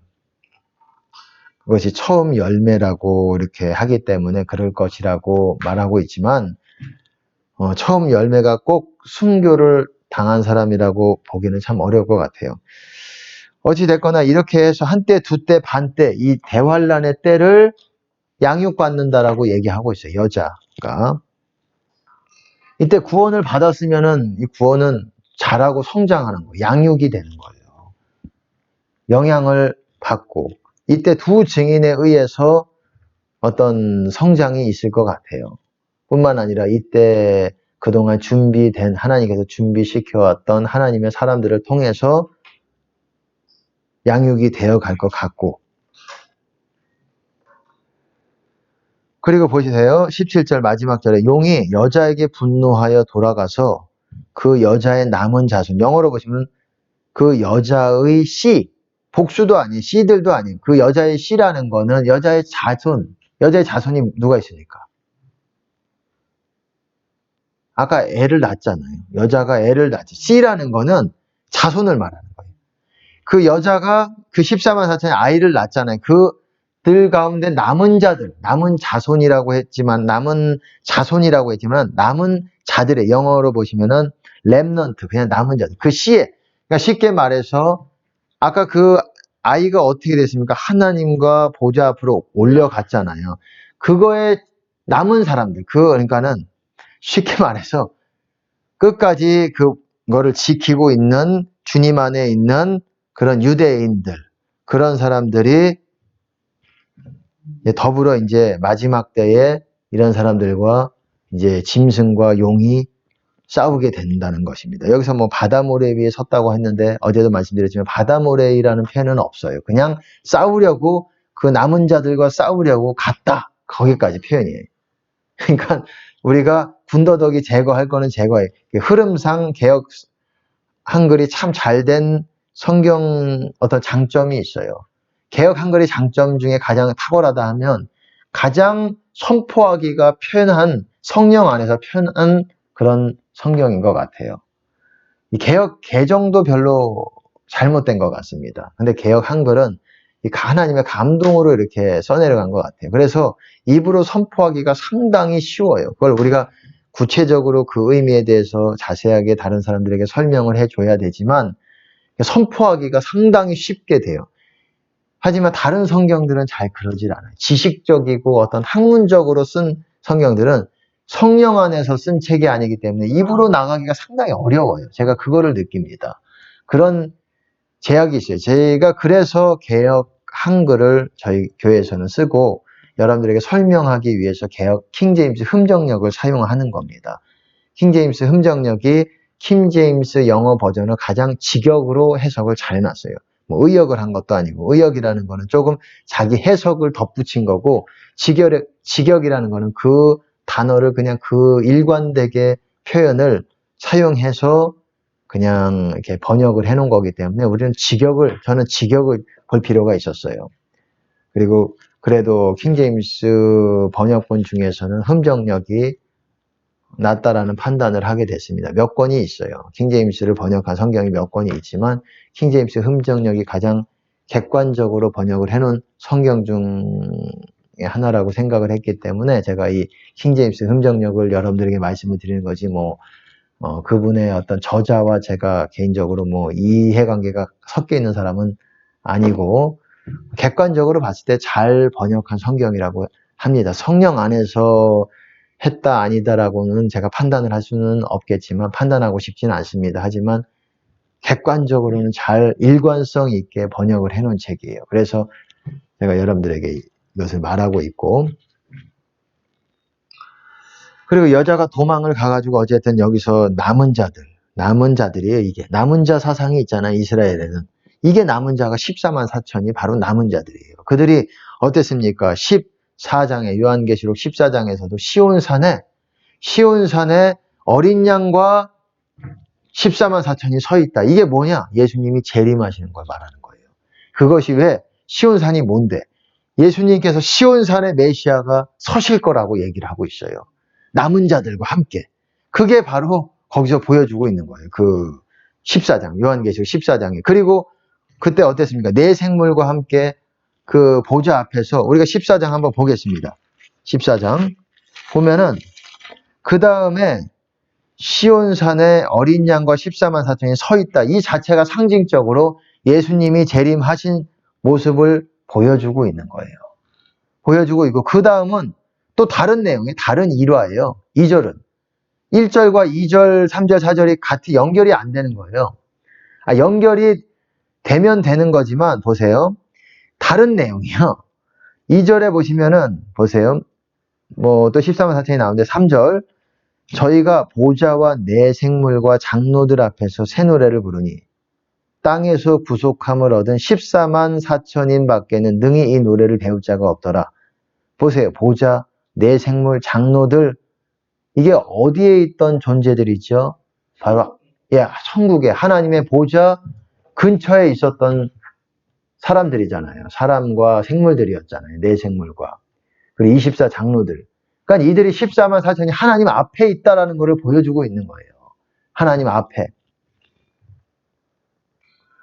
이거를 그리고 그 다음에 이제 이 14만 4천에 대해서 설명을 하죠. 여자로 더불어 더럽히지 않고 정절이 있고 벌진이다.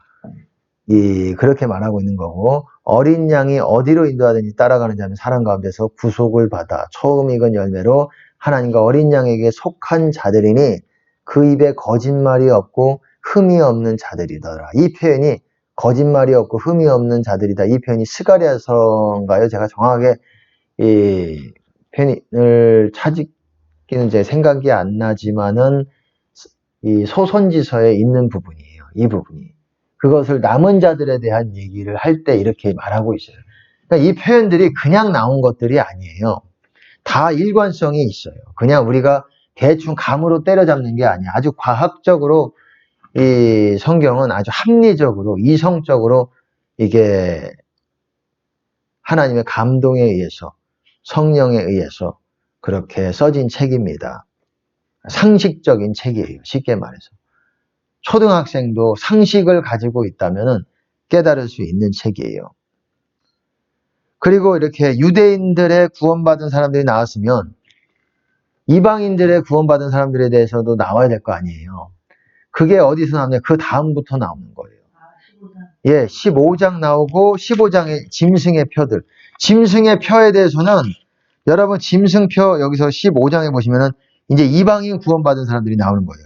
짐승과 그의 우상과 그의 이름의 수를 이기고 벗어난 자들이 유리바닷가에 서서 유리바닷가도 하나님의 보좌 앞에 있었죠.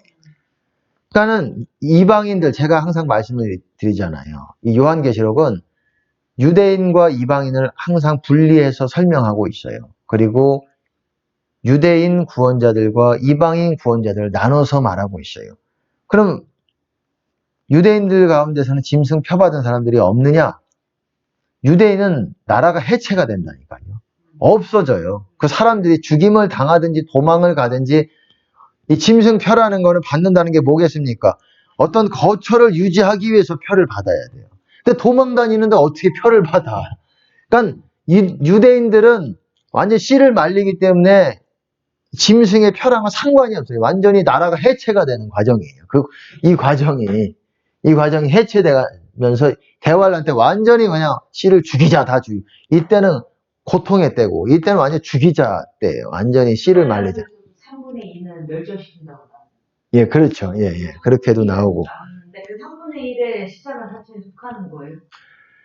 글쎄, 뭐, 제가 다시 한번 그 부분에 대해서는 좀 더 확인을 해보고 제가 말씀을 드릴게요. 예, 여기 15장에 있는 이방인. 예, 그러니까, 순교자. 14장, 예, 순교자라고 저는 생각을 해요. 목배임을 받은 사람들이라고 생각을 하고, 보세요. 14장에서는 유대인 구원자들에 대해서 14만 4천에서 나오고, 또 유대인 구원자들에 대해서 나왔기 때문에 이방인 구원자들에 대해서 또 언급을 해줘야 돼요. 마치 7장 같이 14만 4천 나오고 흰옷 입은 무리가 나오잖아요. 이방인 구원자들, 유대인 구원자들 14만 4천 나오고 흰옷 입은 무리들이 나라와 백성과 방언과 족속이라고 그래요. 이게 이방인 구원자들에 대해서 말하고 있어요. 이렇게 나눠서 항상 얘기하고 있어요. 여기서도 14장에서는 그렇게 말하고 15장에서는 이방인 구원자들에 대해서 말하고 있습니다. 그리고 그러면 그 중간에 있는 것들은 뭐냐? 그 중간에 있는 것들을 보세요. 14장에 이제 14만 4천 유대인 구원자들에 대해서 나오고 그 다음에 천사 3명이 나와서 어떤 복음을 전합니다. 천사 셋이 공중에 날아가면서 땅에 거하는 자들. 근데 땅에 거하는 자들이 유대인들을 말하는 게 아니라는 거예요. 이방인들을 말해요. 보세요. 땅에 거하는 자들 6절에 보시면은 또 보니 다른 천사가 공중에 날아가는데 이제 앞에서 14만 4천 유대인들의 구원자들에 대해서 말했기 때문에 이제는 이방인 구원자들에 대해서 하는 복음을 말해요. 보세요. 그러니까 이게 구조가 확실하게 돼 있어요. 아주 그냥 상식적으로 돼 있어요. 보세요. 6절에 보시면 또 보니 다른 천사가 공중에 날아가는데 땅에 거하는 자들 곧 여러 나라와 족속과 방언과 백성에게 그러니까 이방인이잖아. 이방인. 땅에 거하는 자들을 이방인이라고 말하고 있어요. 이방인 구원자들. 전할 영원한 복음을 가졌더라. 왜 영원한 복음이라고 말할까요? 복음을. 사람들이 여기서도 그러잖아요. 영원한 복음이라는 표현을 쓰는데 알고 쓰는지 모르겠어요.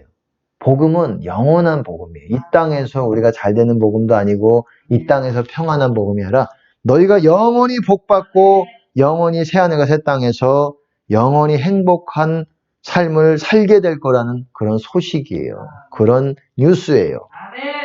그것이 복음이기 때문에 영원한 복음이라고 말하는 거예요.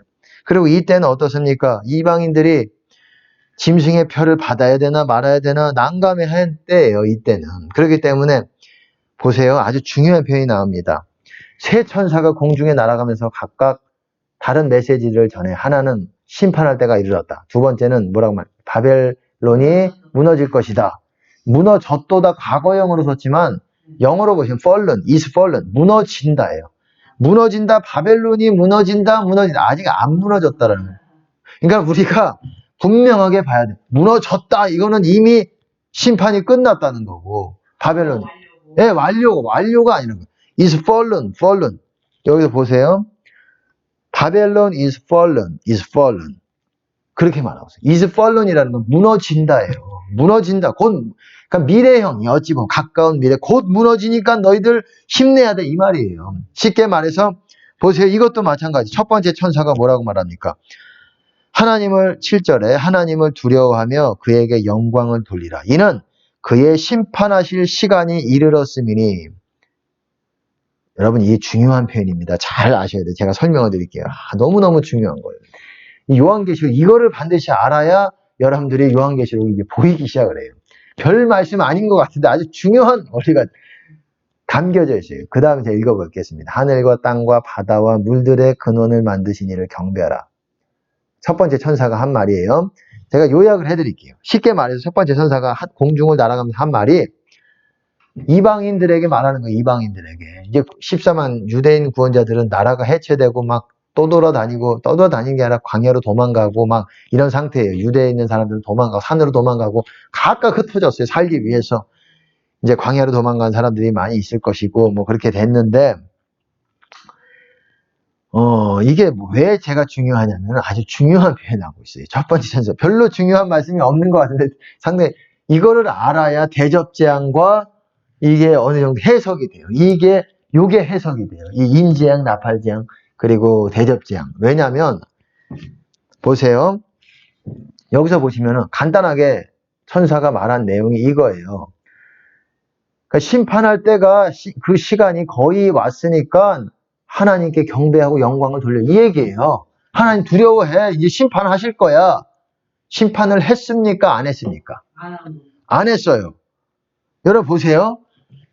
우리가 생각할 때 쭉 이제 고통의 때가 막 이르러요. 고조가 되고 이 대환란의 때예요. 이때는 어떻습니까? 대환란의 때잖아요. 대환란의 때인데 이때에 심판이 아직 안 일어났다는 거예요. 예수님이 재림하시는 때를 성경에서는 심판날이라고 얘기를 해요. 심판날. 이거는 심판이 아니라는 거예요. 재앙이라는 거예요. 그러니까 보세요. 인재앙, 나팔재앙이지만 대접은 재앙이면서 심판이라는 거예요. 이거는 재앙이라고 성경에서 말을 안 해요.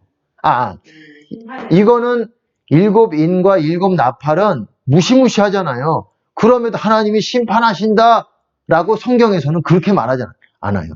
그냥 재앙이라고 얘기하는 심판은 성경에서 대접재앙만 심판이라고 말해요. 보세요. 제가 한번 말씀드려볼까요? 16장에 이제 대접재앙이 나오는데 보세요. 5절에 이제 대접재앙이 쏟아지면서 대접이 쏟아지면서 5절에 한번 보세요. 내가 들으니 물을 차지한 천사가 물이 피가 돼요. 100%. 전에도 계셨고 시방도 계신 거룩하시니 이렇게 심판하시니 의로우시도다. 그리고 7절에 보시면 제단이 또 말합니다. 그러하다 주 하나님 우리 곧 전능하신 이시요 심판하시는 것이 참되시고 의로우시도다. 이 전에는 인재앙과 나팔재앙을 심판이라고 얘기를 안 한다는 거예요. 예수님이 재림하신다는 거. 우리 성경에서 로마서에서도 나옵니다. 심판날 나오죠. 진노의 날, 그리스도의 날, 하나님의 날, 이게 바로 심판날이라고 말하는 거예요. 그러니까 아직 그리스도의 날이 예수님께서 재림하시는 날이 아니라는 거예요. 아직 이때는 나팔까지는. 성경에서 여기저기 이렇게 정확하게 말하고 있어요. 아주 딱딱 떨어집니다. 애매하질 않아요. 이해가 되십니까? 예. 성경에서 제가 여기뿐만 아니라 계속 보여드릴게요. 성경에서는 대접재앙을 심판이라고 말하고 있고 이 바벨성이 무너지는 것을 심판이라고 말하고 있지 인재앙과 나팔재앙이지 나팔 심판이라고 안 해요. 예, 대접재앙이라고는 얘기하긴 하지만은 뭐 재앙이 다 비슷한 심판이라. 진노가 쏟아 부어지는 거고 그때는 심판의 날이에요. 그냥 그때는 살아남을 수가 그 땅에 있는 사람들은 살아남을 수가 없어요. 그렇기 때문에 우리가 올려지는 거예요. 공중으로. 도망가는 거예요. 하나님께서 탈출시키는 거예요. 지구에 엄청난 심판과 그런 게 쏟아 부어지기 때문에 너희들은 피해 있어 공중으로 들려놓는 거예요. 이 땅은 죽었어. 너희들은. 끝났어. 너덜너덜할 때까지 쳐맞는 거예요. 불같이 막 어떻습니까? 베드로후서에서 보시면은 그날에 하나님의 날을 사모하라고 막 얘기하고 있어요. 그날이 마치 불과 같이 하늘과 땅이 불탈 것이고 실제로 어떻습니까? 대접 심판 때, 대접 재앙 때 어떻습니까? 해가 사람들을 불태우고 막 이런 일이 일어나잖아요. 해에 대접을 쏟으니 진노의 대접을 쏟으니 해가 사람들을 불태우고 이 짐승의 보좌가 제 삼성전에 있잖아요. 거기에 보좌에 쏘으니 악한 종기가 나고 또 첫 번째 재앙이 어땠습니까? 대접 재앙에 첫 번째 짐승에 표받은 사람이 뭐 암과 같은 심한 종기와 막 이런 악성 막 그런 독종 같은 게 생기고 막 이러는 거예요. 너무 아파가지고 혀 깨물고 막 난리 나는 거예요. 그리고 어쨌든 그때에 풀무불과 같은 말라기서에 보시면 풀무의 날과 같은 날이 이르리니 그러잖아요. 그 다음에 뭐라고 말합니까? 여호와의 크고 두려운 날이 임하기 전에 내가 선지 엘리야를 보낼 것이니 그렇게 말하고 있잖아요. 아버지를 아들에게 그리고 아들을 의인의 지혜로 내가 할 텐데 너희가 그렇게 뜻을 돌이키지 않으면 내가 땅을 칠까 염려. 땅을 친다는 게 이게 1차적으로는 유대인들에게 말하는 거잖아요. 지금 땅을 치는 일들이 일어나잖아요. 땅을 엘리야를 보내셔가지고 어떻습니까? 엘리야가 두 증인을 말하는 거예요. 두 증인 때 나올 그 엘리야를 나와서 엘리야가 여러 가지 재앙으로 땅을 치잖아요. 너희가 돌이키지 않으면 내가 더 땅을 칠 수도 있는 것이고 이게 다 연관이 되는 겁니다. 그리고 풀무불과 같은 그날 때 사람이 불타서 죽을 정도면 어떻습니까? 이 그냥 새까매지는 게 아니라 불타서 죽을 정도면 그냥 짐승 사람 할 것 없이 그냥 완전히 풀무불과 같은 날이 되는 거예요. 그 때가 대접 이때는 살 수가 없어요. 어디 뭐 굴 같은 데 들어가서 숨을 수 있는 때가 아니에요. 그냥 다 죽는 물도 피가 되고 바다도 피가 되고 모든 피조물이 죽고 짐승 물고기 다 죽어버리는 때예요. 그때 뭐 그런 때입니다. 이때 뭐 살아남을 수 있는 때가 아니에요. 이때는 그렇기 때문에 이 전에 하나님께서 공중으로 탈출을 시키는 거예요. 지구 탈출이에요. 지구 탈출. 탈출시켜서 이 땅에서는 하나님의 경노한 심판이 있어가지고 땅이 그냥 불타고 잿덩이가 되고 너덜너덜해지고 막 그렇게 돼서 그 상태로는 이제 우리가 또 살아야 되잖아요. 영원히. 근데 살아야 되는데 땅이 너무 더러워졌고 너덜너덜해졌기 때문에 다시 새 옷을 갈아입히시는 거예요. 그게 새하늘과 새 땅이 되는 거예요. 의복을 옷을 갈아입듯이 그렇게 될 거라고 히브리서에서 얘기하고 있어요. 새하늘과 새 땅이 입혀질 것이다. 그렇게 될 거라고 얘기하고 있어요. 그 땅에서 우리가 영원히 살 수는 없잖아요. 그 핵폭탄도 맞고 폭탄도 미사일도 있고 막 이런 데서 살 수가 영원히 살 수 없잖아요. 우리는 지구에서 사는 거예요. 영원히. 원래 이 지구는 영원히 존재하도록 창조가 된 피조물이에요. 생각해 보세요. 아담을 하나님께서 영생하도록 창조를 하셨어요. 하나님과 같이 영생하도록 그 영원한 생명을 주셨어요. 생명나무를 두셔가지고 그거를 먹음으로써. 근데 그 생명나무를 이제 오지 마.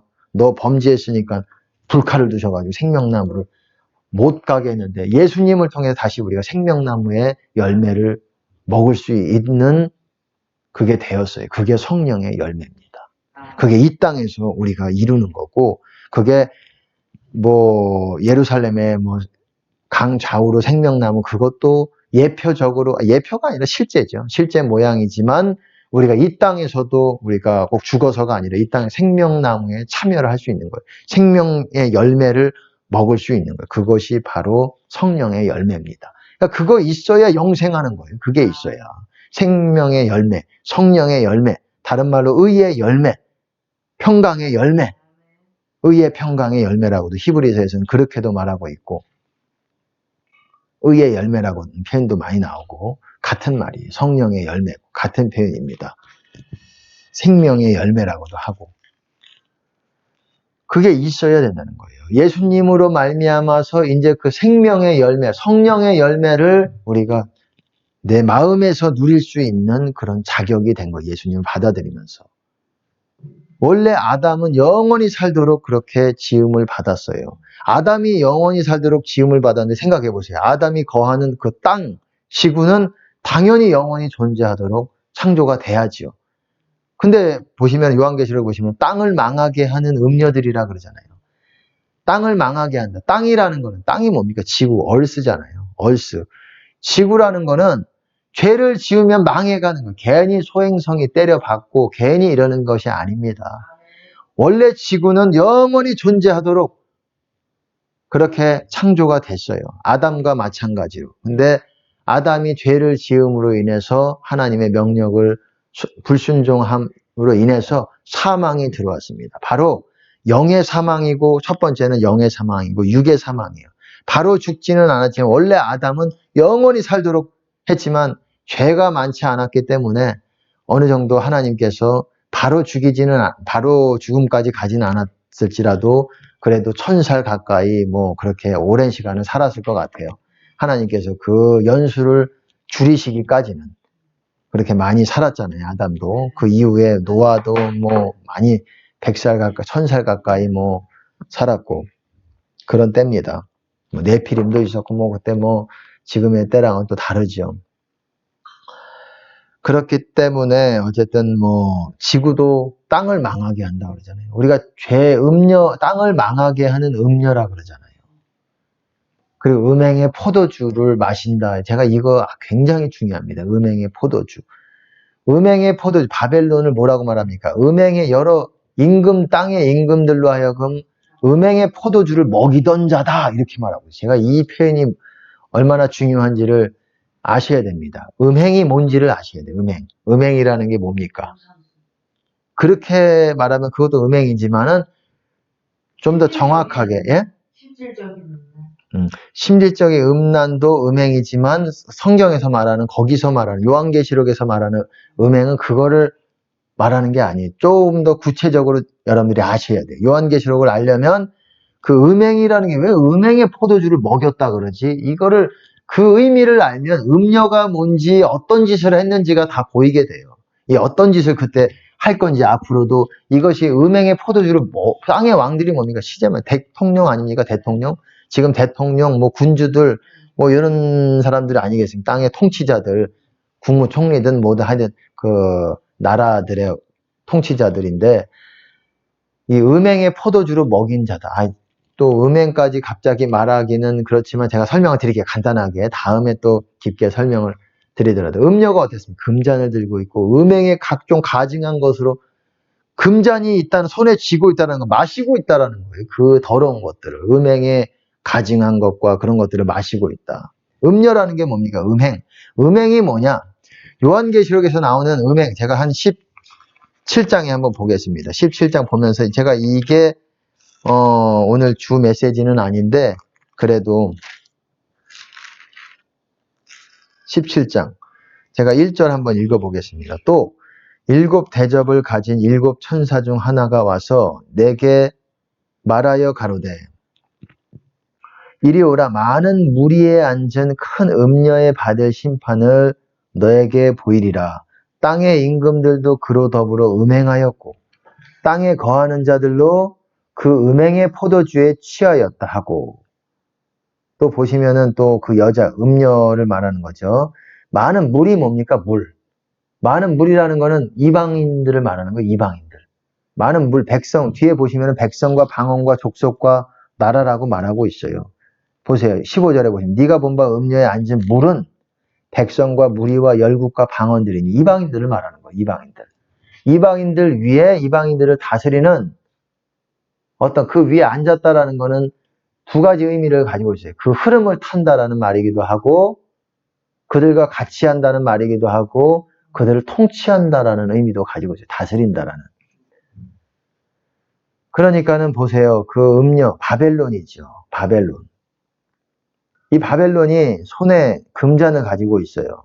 가증한 물건과 음행의 더러운 것들이 가득하다. 금잔에 음행의 더러운 것, 음행의 포도주. 이게 뭐냐? 음행이라는 게 뭐겠어요? 제가 음행을 말씀드릴게요. 여기서 말하는 음행이 뭔지. 음행이 뭐냐면 음행이라는 의미를 먼저 말씀을 드릴게요. 그 다음에 여기서 성경에서 요한계시록에서 말하는 음행이 뭔지를 제가 말씀드릴게요. 음행이라는 거는 무슨 말입니까? 여기 한번 봐보세요. 음행이라는 거는 내가 남편이 있고 배우자가 있는데 그 배우자를 사랑하고 서로 이런 관계를 가져야 되는데 배우자랑 멀어져서 다른 무언가와 함께 사랑을 나누고 이런 행위들이 음행이잖아요. 사전적인 의미가 마찬가지예요. 우리 참된 신자들은 예수님이라 우리가 성령 세례를 받을 때, 새 언약 안으로 들어갈 때 우리가 신랑이신 예수님과 사랑의 언약을 맺은 거예요. 그래 항상 동행하고 같이 살기로, 항상 사랑하고 우리 같이 동행하고 항상 같이 있자, 이런 언약이 있는 거예요. 나는 그런 언약 들어보지 못했는데 그거는 여러분들이 모를 뿐이지 원래는 그게 있는 거예요. 모든 성령 세례를 받고 예수님을 처음 만나게 된 그런 모든 사람들은 예수님과 언약을 맺은 거예요. 네가 나랑 다 같이 있고 사랑하고 같이 함께하면 내가 들어가도 복되고 나가도 복되고 네 손으로 하는 모든 일이 복되게 하고 내가 네 대적을 패하게 될 것이고 어쨌든 구원뿐만 아니라 영생뿐만 아니라 이 땅에서도 복으로 가득해 줄 것이다. 이런 언약이 있고 네가 만약에 나를 배반하고 떨어진다면은 들어가도 저주를 받고 나가도 저주를 받고 네 하는 일마다 저주를 받고 대적이 너를 이길 것이다. 유대인들에게는 군사훈련을 열심히 해가지고 열방을 이길 거라고 말씀하신 게 아니에요. 우리 사람의 생각은 그렇잖아요. 군사훈련을 열심히 해야 된다. 첩보작전을 열심히 해야 된다. 전략이 있어야 된다. 이렇게 말씀하지 않으셨어요. 너희가 쉽게 말해서 동행하고 나와 함께하고 내 말씀과 그런 것들을 다 지킬 때 그렇게 하실 거라고 말씀을 하셨는데 어쨌든 우리는 새 언약의 신약의 성도들도 그렇습니다. 하나님과 신랑이신 예수님이랑 같이 살기로 약정을 한 거예요. 근데 예수님을 놔두고 주님의 임재를 저버리고 그냥 딴 데랑 마귀의 영과 이렇게 사랑을 나누고 뽀뽀하고 뭐 그러고 있으면 어떻습니까? 그게 음행이에요. 음행이라는 게 그겁니다. 신자들의 음행은 예수님의 임재랑 버리고 사는 거예요. 그냥. 교회를 열심히 다니든 봉사를 많이 하든 내가 구제를 많이 했든 내 재산의 반을 다른 사람들에게 나눠줬든 간에 예수님의 임재와 상관없이 산다고는 음행이에요. 다 경중의 차이는 좋은 일 나쁜 일 경중의 차이는 있지만 음행의 경중의 차이는 있겠지만 다 음행입니다. 예수님이 없이 그래서 늘 우리는 예수님을 부르짖는 수밖에 없어요. 우리가 그래서 예수님 말씀 안에 거해야 되는 것이고 근데 여기서 말하는 음행이 뭐냐? 언제 우리가 예수님이랑 같이 동행하고 함께하고 이러냐면 우리가 사랑을 할 때. 성경에서는 이렇게 말하고 있어요. 제가 그냥 요약해서 말씀을 드린 거예요. 그거를 다 여러분들에게 설명을 해드릴 수가 없어요. 성경에서는 어떻게 동행할 수 있냐? 하나님 사랑하고 어쨌든 다른 사람들을 사랑하고 사랑하면서 우리가 예수님과 동행하고 같이 신랑이신 주님과 사랑을 할 거라고 말하는데 반대로 우리가 미워하고 죽이고 다른 사람들에게 그러하면 예수님이랑 사랑하는 게 아니라 다른 영이랑 사랑하는 거예요. 사실은. 예수님은 저기 버려버리는 거. 버리기까지 뭐 한 번 미워했다고 뭐 그렇게 완전히 뭐 버린다 이런 건 아니겠지만은 예수님은 저만치 하고 우리는 음행을 하고 있는 거예요. 미워할 때. 다른 사람들을 미워할 때. 미워한다는 게 어떻습니까? 좀 이렇게 개념이 포괄적이지만 구체적으로 말하면 죽이고 다른 사람들을 다른 성도들, 다른 형제들을 죽이고 이런 일에 참여하는 게 바로 음행이에요. 음행이 뭐 꼭 뭐 음란한 행위 이거에 국한이 돼 있는데 여기서 말하는 요한계시록에서 말하는 음행이라는 거는 좀 더 우리가 구체적으로 알아야 돼. 다 음란한 것들, 이기적인 것들, 뭐 조금 뭐 내 마음대로 하는 것들, 하나님 구하지 않고 뭐 게으른 것들 이런 것들이 음행에 포함이 되겠지만 좀 더 구체적으로 여기서 말하는 음행이라는 건 다른 사람들 죽이고 미워하고 사랑하지 않고 이런 거에 참여하는 거를 음행이고 실제로 이런 거를 했을 때 포도주 같은 거를 우리 마시게 돼요. 강포에 포도주 마신다는 거예요. 폭력 영어로 보시면은 violence, 그러니까 이 wine of violence, 폭력의 포도주. 근데 폭력이라는 말이 광범위한 그냥 폭력 뭔가 다른 사람 폭행으로 때리고 이런 것뿐만 아니라 학대하고 실제로 죽일 수도 있는 것이고 그런 거를 하면서 포도주라고 말하고 있어요. 포도주라고 비유적으로 말하고 있지만 뭔가 마시는 거예요. 그게 뭐냐? 피예요. 피. 다른 사람이 고통스럽게 하고 다른 사람을 죽이고 할 때 그 사람의 피를 마시는 거예요. 여기서 보시면 어떻습니까? 성도들의 이 여자가 성도들의 피와 예수의 증인들의 피에 취한 자리. 이게 음행이에요. 이게 음행인 거예요. 마귀와 사랑에 빠져가지고 마귀가 주는 그 피와 살을 먹는 거예요. 우리는 예수 그리스도와 교통하면서 예수님의 살과 피를 마시면서 우리가 해야 되는데 다른 사람으로 마귀를 통해서 뭔가 다른 삭슬 받아먹고 사는 거예요. 마귀가 주는 떡과 포도주를 먹고 마신다는 거예요. 우리가 죄를 지으면 죄로 인해서 우리 마음속에 들어오는 떡과 포도주가 있어요. 이거를 여러분들이 인식을 할 줄 알아야 돼요. 그 정도로. 우리가 사랑관계를 대하든지 뭘 하든지 우리가 벗어나든지 뭘 하면은 뭔가가 여기에 민감해져야 돼요. 이거를 민감해지면 민감해질수록 마귀의 역사를 우리가 잘 간파를 합니다. 내 안에 들어오고 있는 게 뭔지를 파악을 해야 돼요. 성령과 여러분들이 많이 경험을 할수록 성령의 어떤 그런 느낌을 여러분들이 기억하고 인지하고 있기 때문에 다른 뭔가가 더러운 뭔가가 들어오면 우리가 인지가 돼요. 그래서 이게 지금 내가 이탈했구나. 여기서 잘못했고 벗어나야 되겠다. 이거를 빨리 깨달아야 되는 겁니다. 아주 굉장히 중요한 얘기. 제가 영적 센스 감각이 있어야 되고 이거를 발달을 마지막 때는 더 우리가 미혹하기가 쉬워. 이걸로 분별하는 하나의 방법인 거예요. 우리는 다른 사람들에게 우리 안에 있는 성령의 열매, 은혜들을 다른 사람들에게 흘려보내 줄 수가 있는 거고, 이런 거를 통해서 서로 교통하는 것인데, 음행은 뭐냐? 다른 사람들을 죽이고 이런 데 참여하면서 피해 먹게 되고, 다른 사람들의 피를 먹게 되고, 이거에 취하게 돼요. 취한다라는 건 분별력을 잃어버린다는 거예요. 우리가 뭐가 뭔지를 몰라요. 여러분, 다른 사람들을 고통스럽게 많이 했던 그런 사람들을 여러분 아신다면 그런 사람들에게 특징이 있어요. 다른 사람들에게 큰 악을 행했던 사람들에게는 공통점이 있습니다. 제가 참 중요한 걸 알려드리는 거예요. 그 사람들이 외식으로 아무리 포장을 해가지고 착한 티를 내도 그런 사람들이 가지고 있는 특징이 있습니다. 공통점이 있어요. 어떤 분별적인 면에서는 분별도 안 되고 말도 잘 못해요. 여러분 잘 보세요. 말을 잘 못해요. 입이 끊겨져요. 입이 끊겨지고 말도 잘 못하고 영적인 말들을 하지 못하고, 왜? 다른 사람들을 많이 괴롭히는 삶, 못되게 하는 삶들, 실제로 뭐 폭행을까지는 안 한다고 할지라도 폭행도 포함이 되지만 실제로 뒤에서든 어디서든 그렇게 악하게 살아왔던 사람들이 아무리 외식적으로 해도 그 사람의 드러나는 게 있어요. 말을 통해서. 저는 그걸 봅니다. 하나님의 은혜로 그걸 알아요. 그래서 참 사람을 판단하기가 어찌 보면은 좀 쉽습니다. 쉽지만 제가 그래도 판단하지 않으려고 노력을 하고 공의롭게 뭔가 행동을 하려고 노력을 하지만 이런 것들에 대해서 제가 겪어보면 거의 다 맞아요. 겉으로는 그렇게 안 보이는데 나한테 어떤 그런 모습들이, 그런 영적인 것들이 감지가 된다, 그 사람에게서. 그러면은 처음에는 몰라도 겪어보면서 그 사람의 실체가 드러나는 때가 어느 정도 실체가 드러날 때가 있습니다. 그러면은 맞아. 역시 성경은 정확해. 성경에 있는 거예요. 제가 말씀을 드리는 게. 그거는 근데 영으로서 우리가 분별을 하는 거예요. 영으로서. 그 말을 잘한다고 하는 말은 그걸 잘해야 돼요. 잘 알아들으셔야 돼. 성령 안에서 하는 말들이고, 그리고 이렇게 바른 말들이 있어요. 근데 말쟁이들이 있어요. 그냥 그런 것들은 이치에도 안 맞고, 그런 사람들, 제가 어쨌든 그런 취해 있는 사람들 보면은 늘 뭔가에 어떤 그냥 하나님으로부터 오는 기쁨이 아니라 뭔가 둔한 어떤 그런 게 감지가 돼요.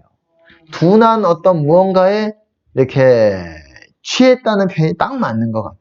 실제 술을 마셔서 취한 건 아니지만 술을 마시면 우리가 분별력이 없어지고 해롱해롱하고 그러잖아요. 실제로 해롱해롱하고 비틀비틀하진 않지만은 이게 느껴져요. 저 사람의 말을 해보고 이렇게 하면서 그 사람의 입에서 나오는 말을 통해서 뭔가가 느껴지는 게 있어요. 그러니까 쉽게 말해서 음행에 더러운 것, 다른 사람들을 죽이고, 이 바벨론이라는 나라가 어떻습니까? 이게 성이라고 되어 있지만 나라일 수도 있고 성일 수도 있고 도시일 수도 있고, 이 나라가 성도들을 죽이는 일에 앞장서는 어떤 도시가 될 거라는 거예요. 어떤 앞잡이 노릇을 하는. 그래서 성도들의 피해, 이 성에서 많은 성도들과 사도들과 선지자들의 피가 이 성에서 발견되었다. 제가 말씀을 드렸잖아요.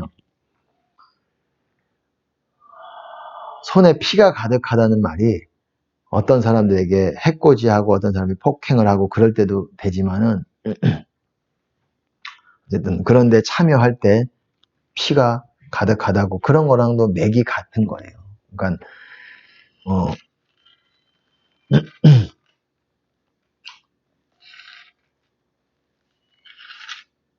그래서 24절에 보시면은 18장 24절에 보시면 요한계시록 선지자들과 성도들과 및 땅 위에서 죽임을 당한 모든 자의 피가 이 성중에서 보였느니라. 이 말은 실제로 영역적으로 외적인 영역이 실제로 이 바벨론이라는 성에서 이 나라에서 실제로 다 발견되었다라는 게 그렇게도 볼 수 있지만 어떤 이런 말도 있잖아요.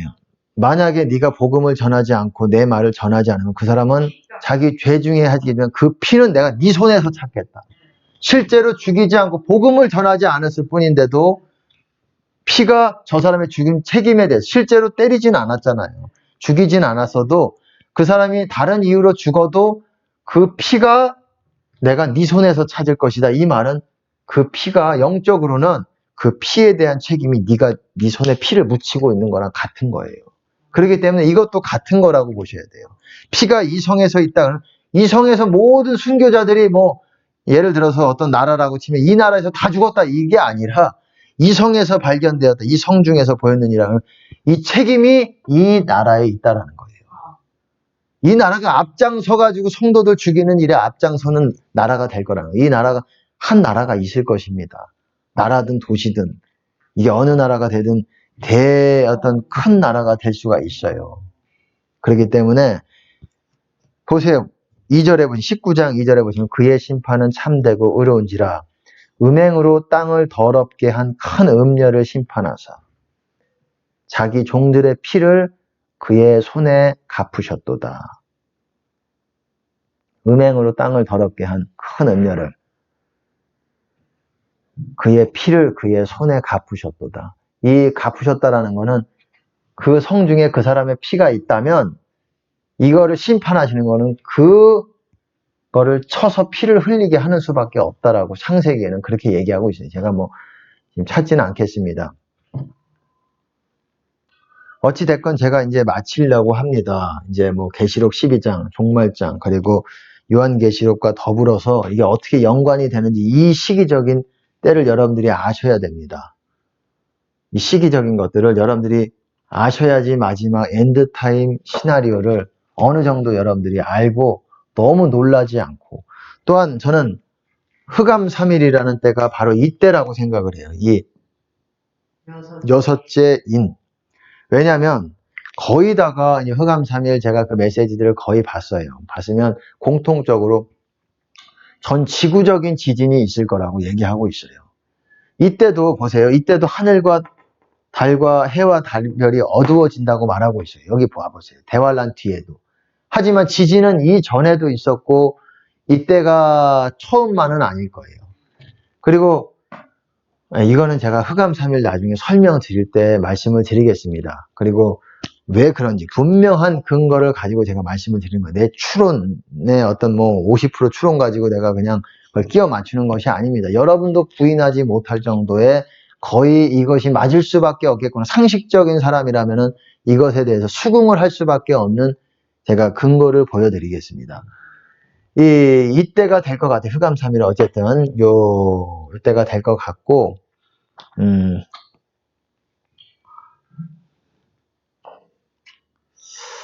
이제 뭐 거반 다 설명을 드렸습니다.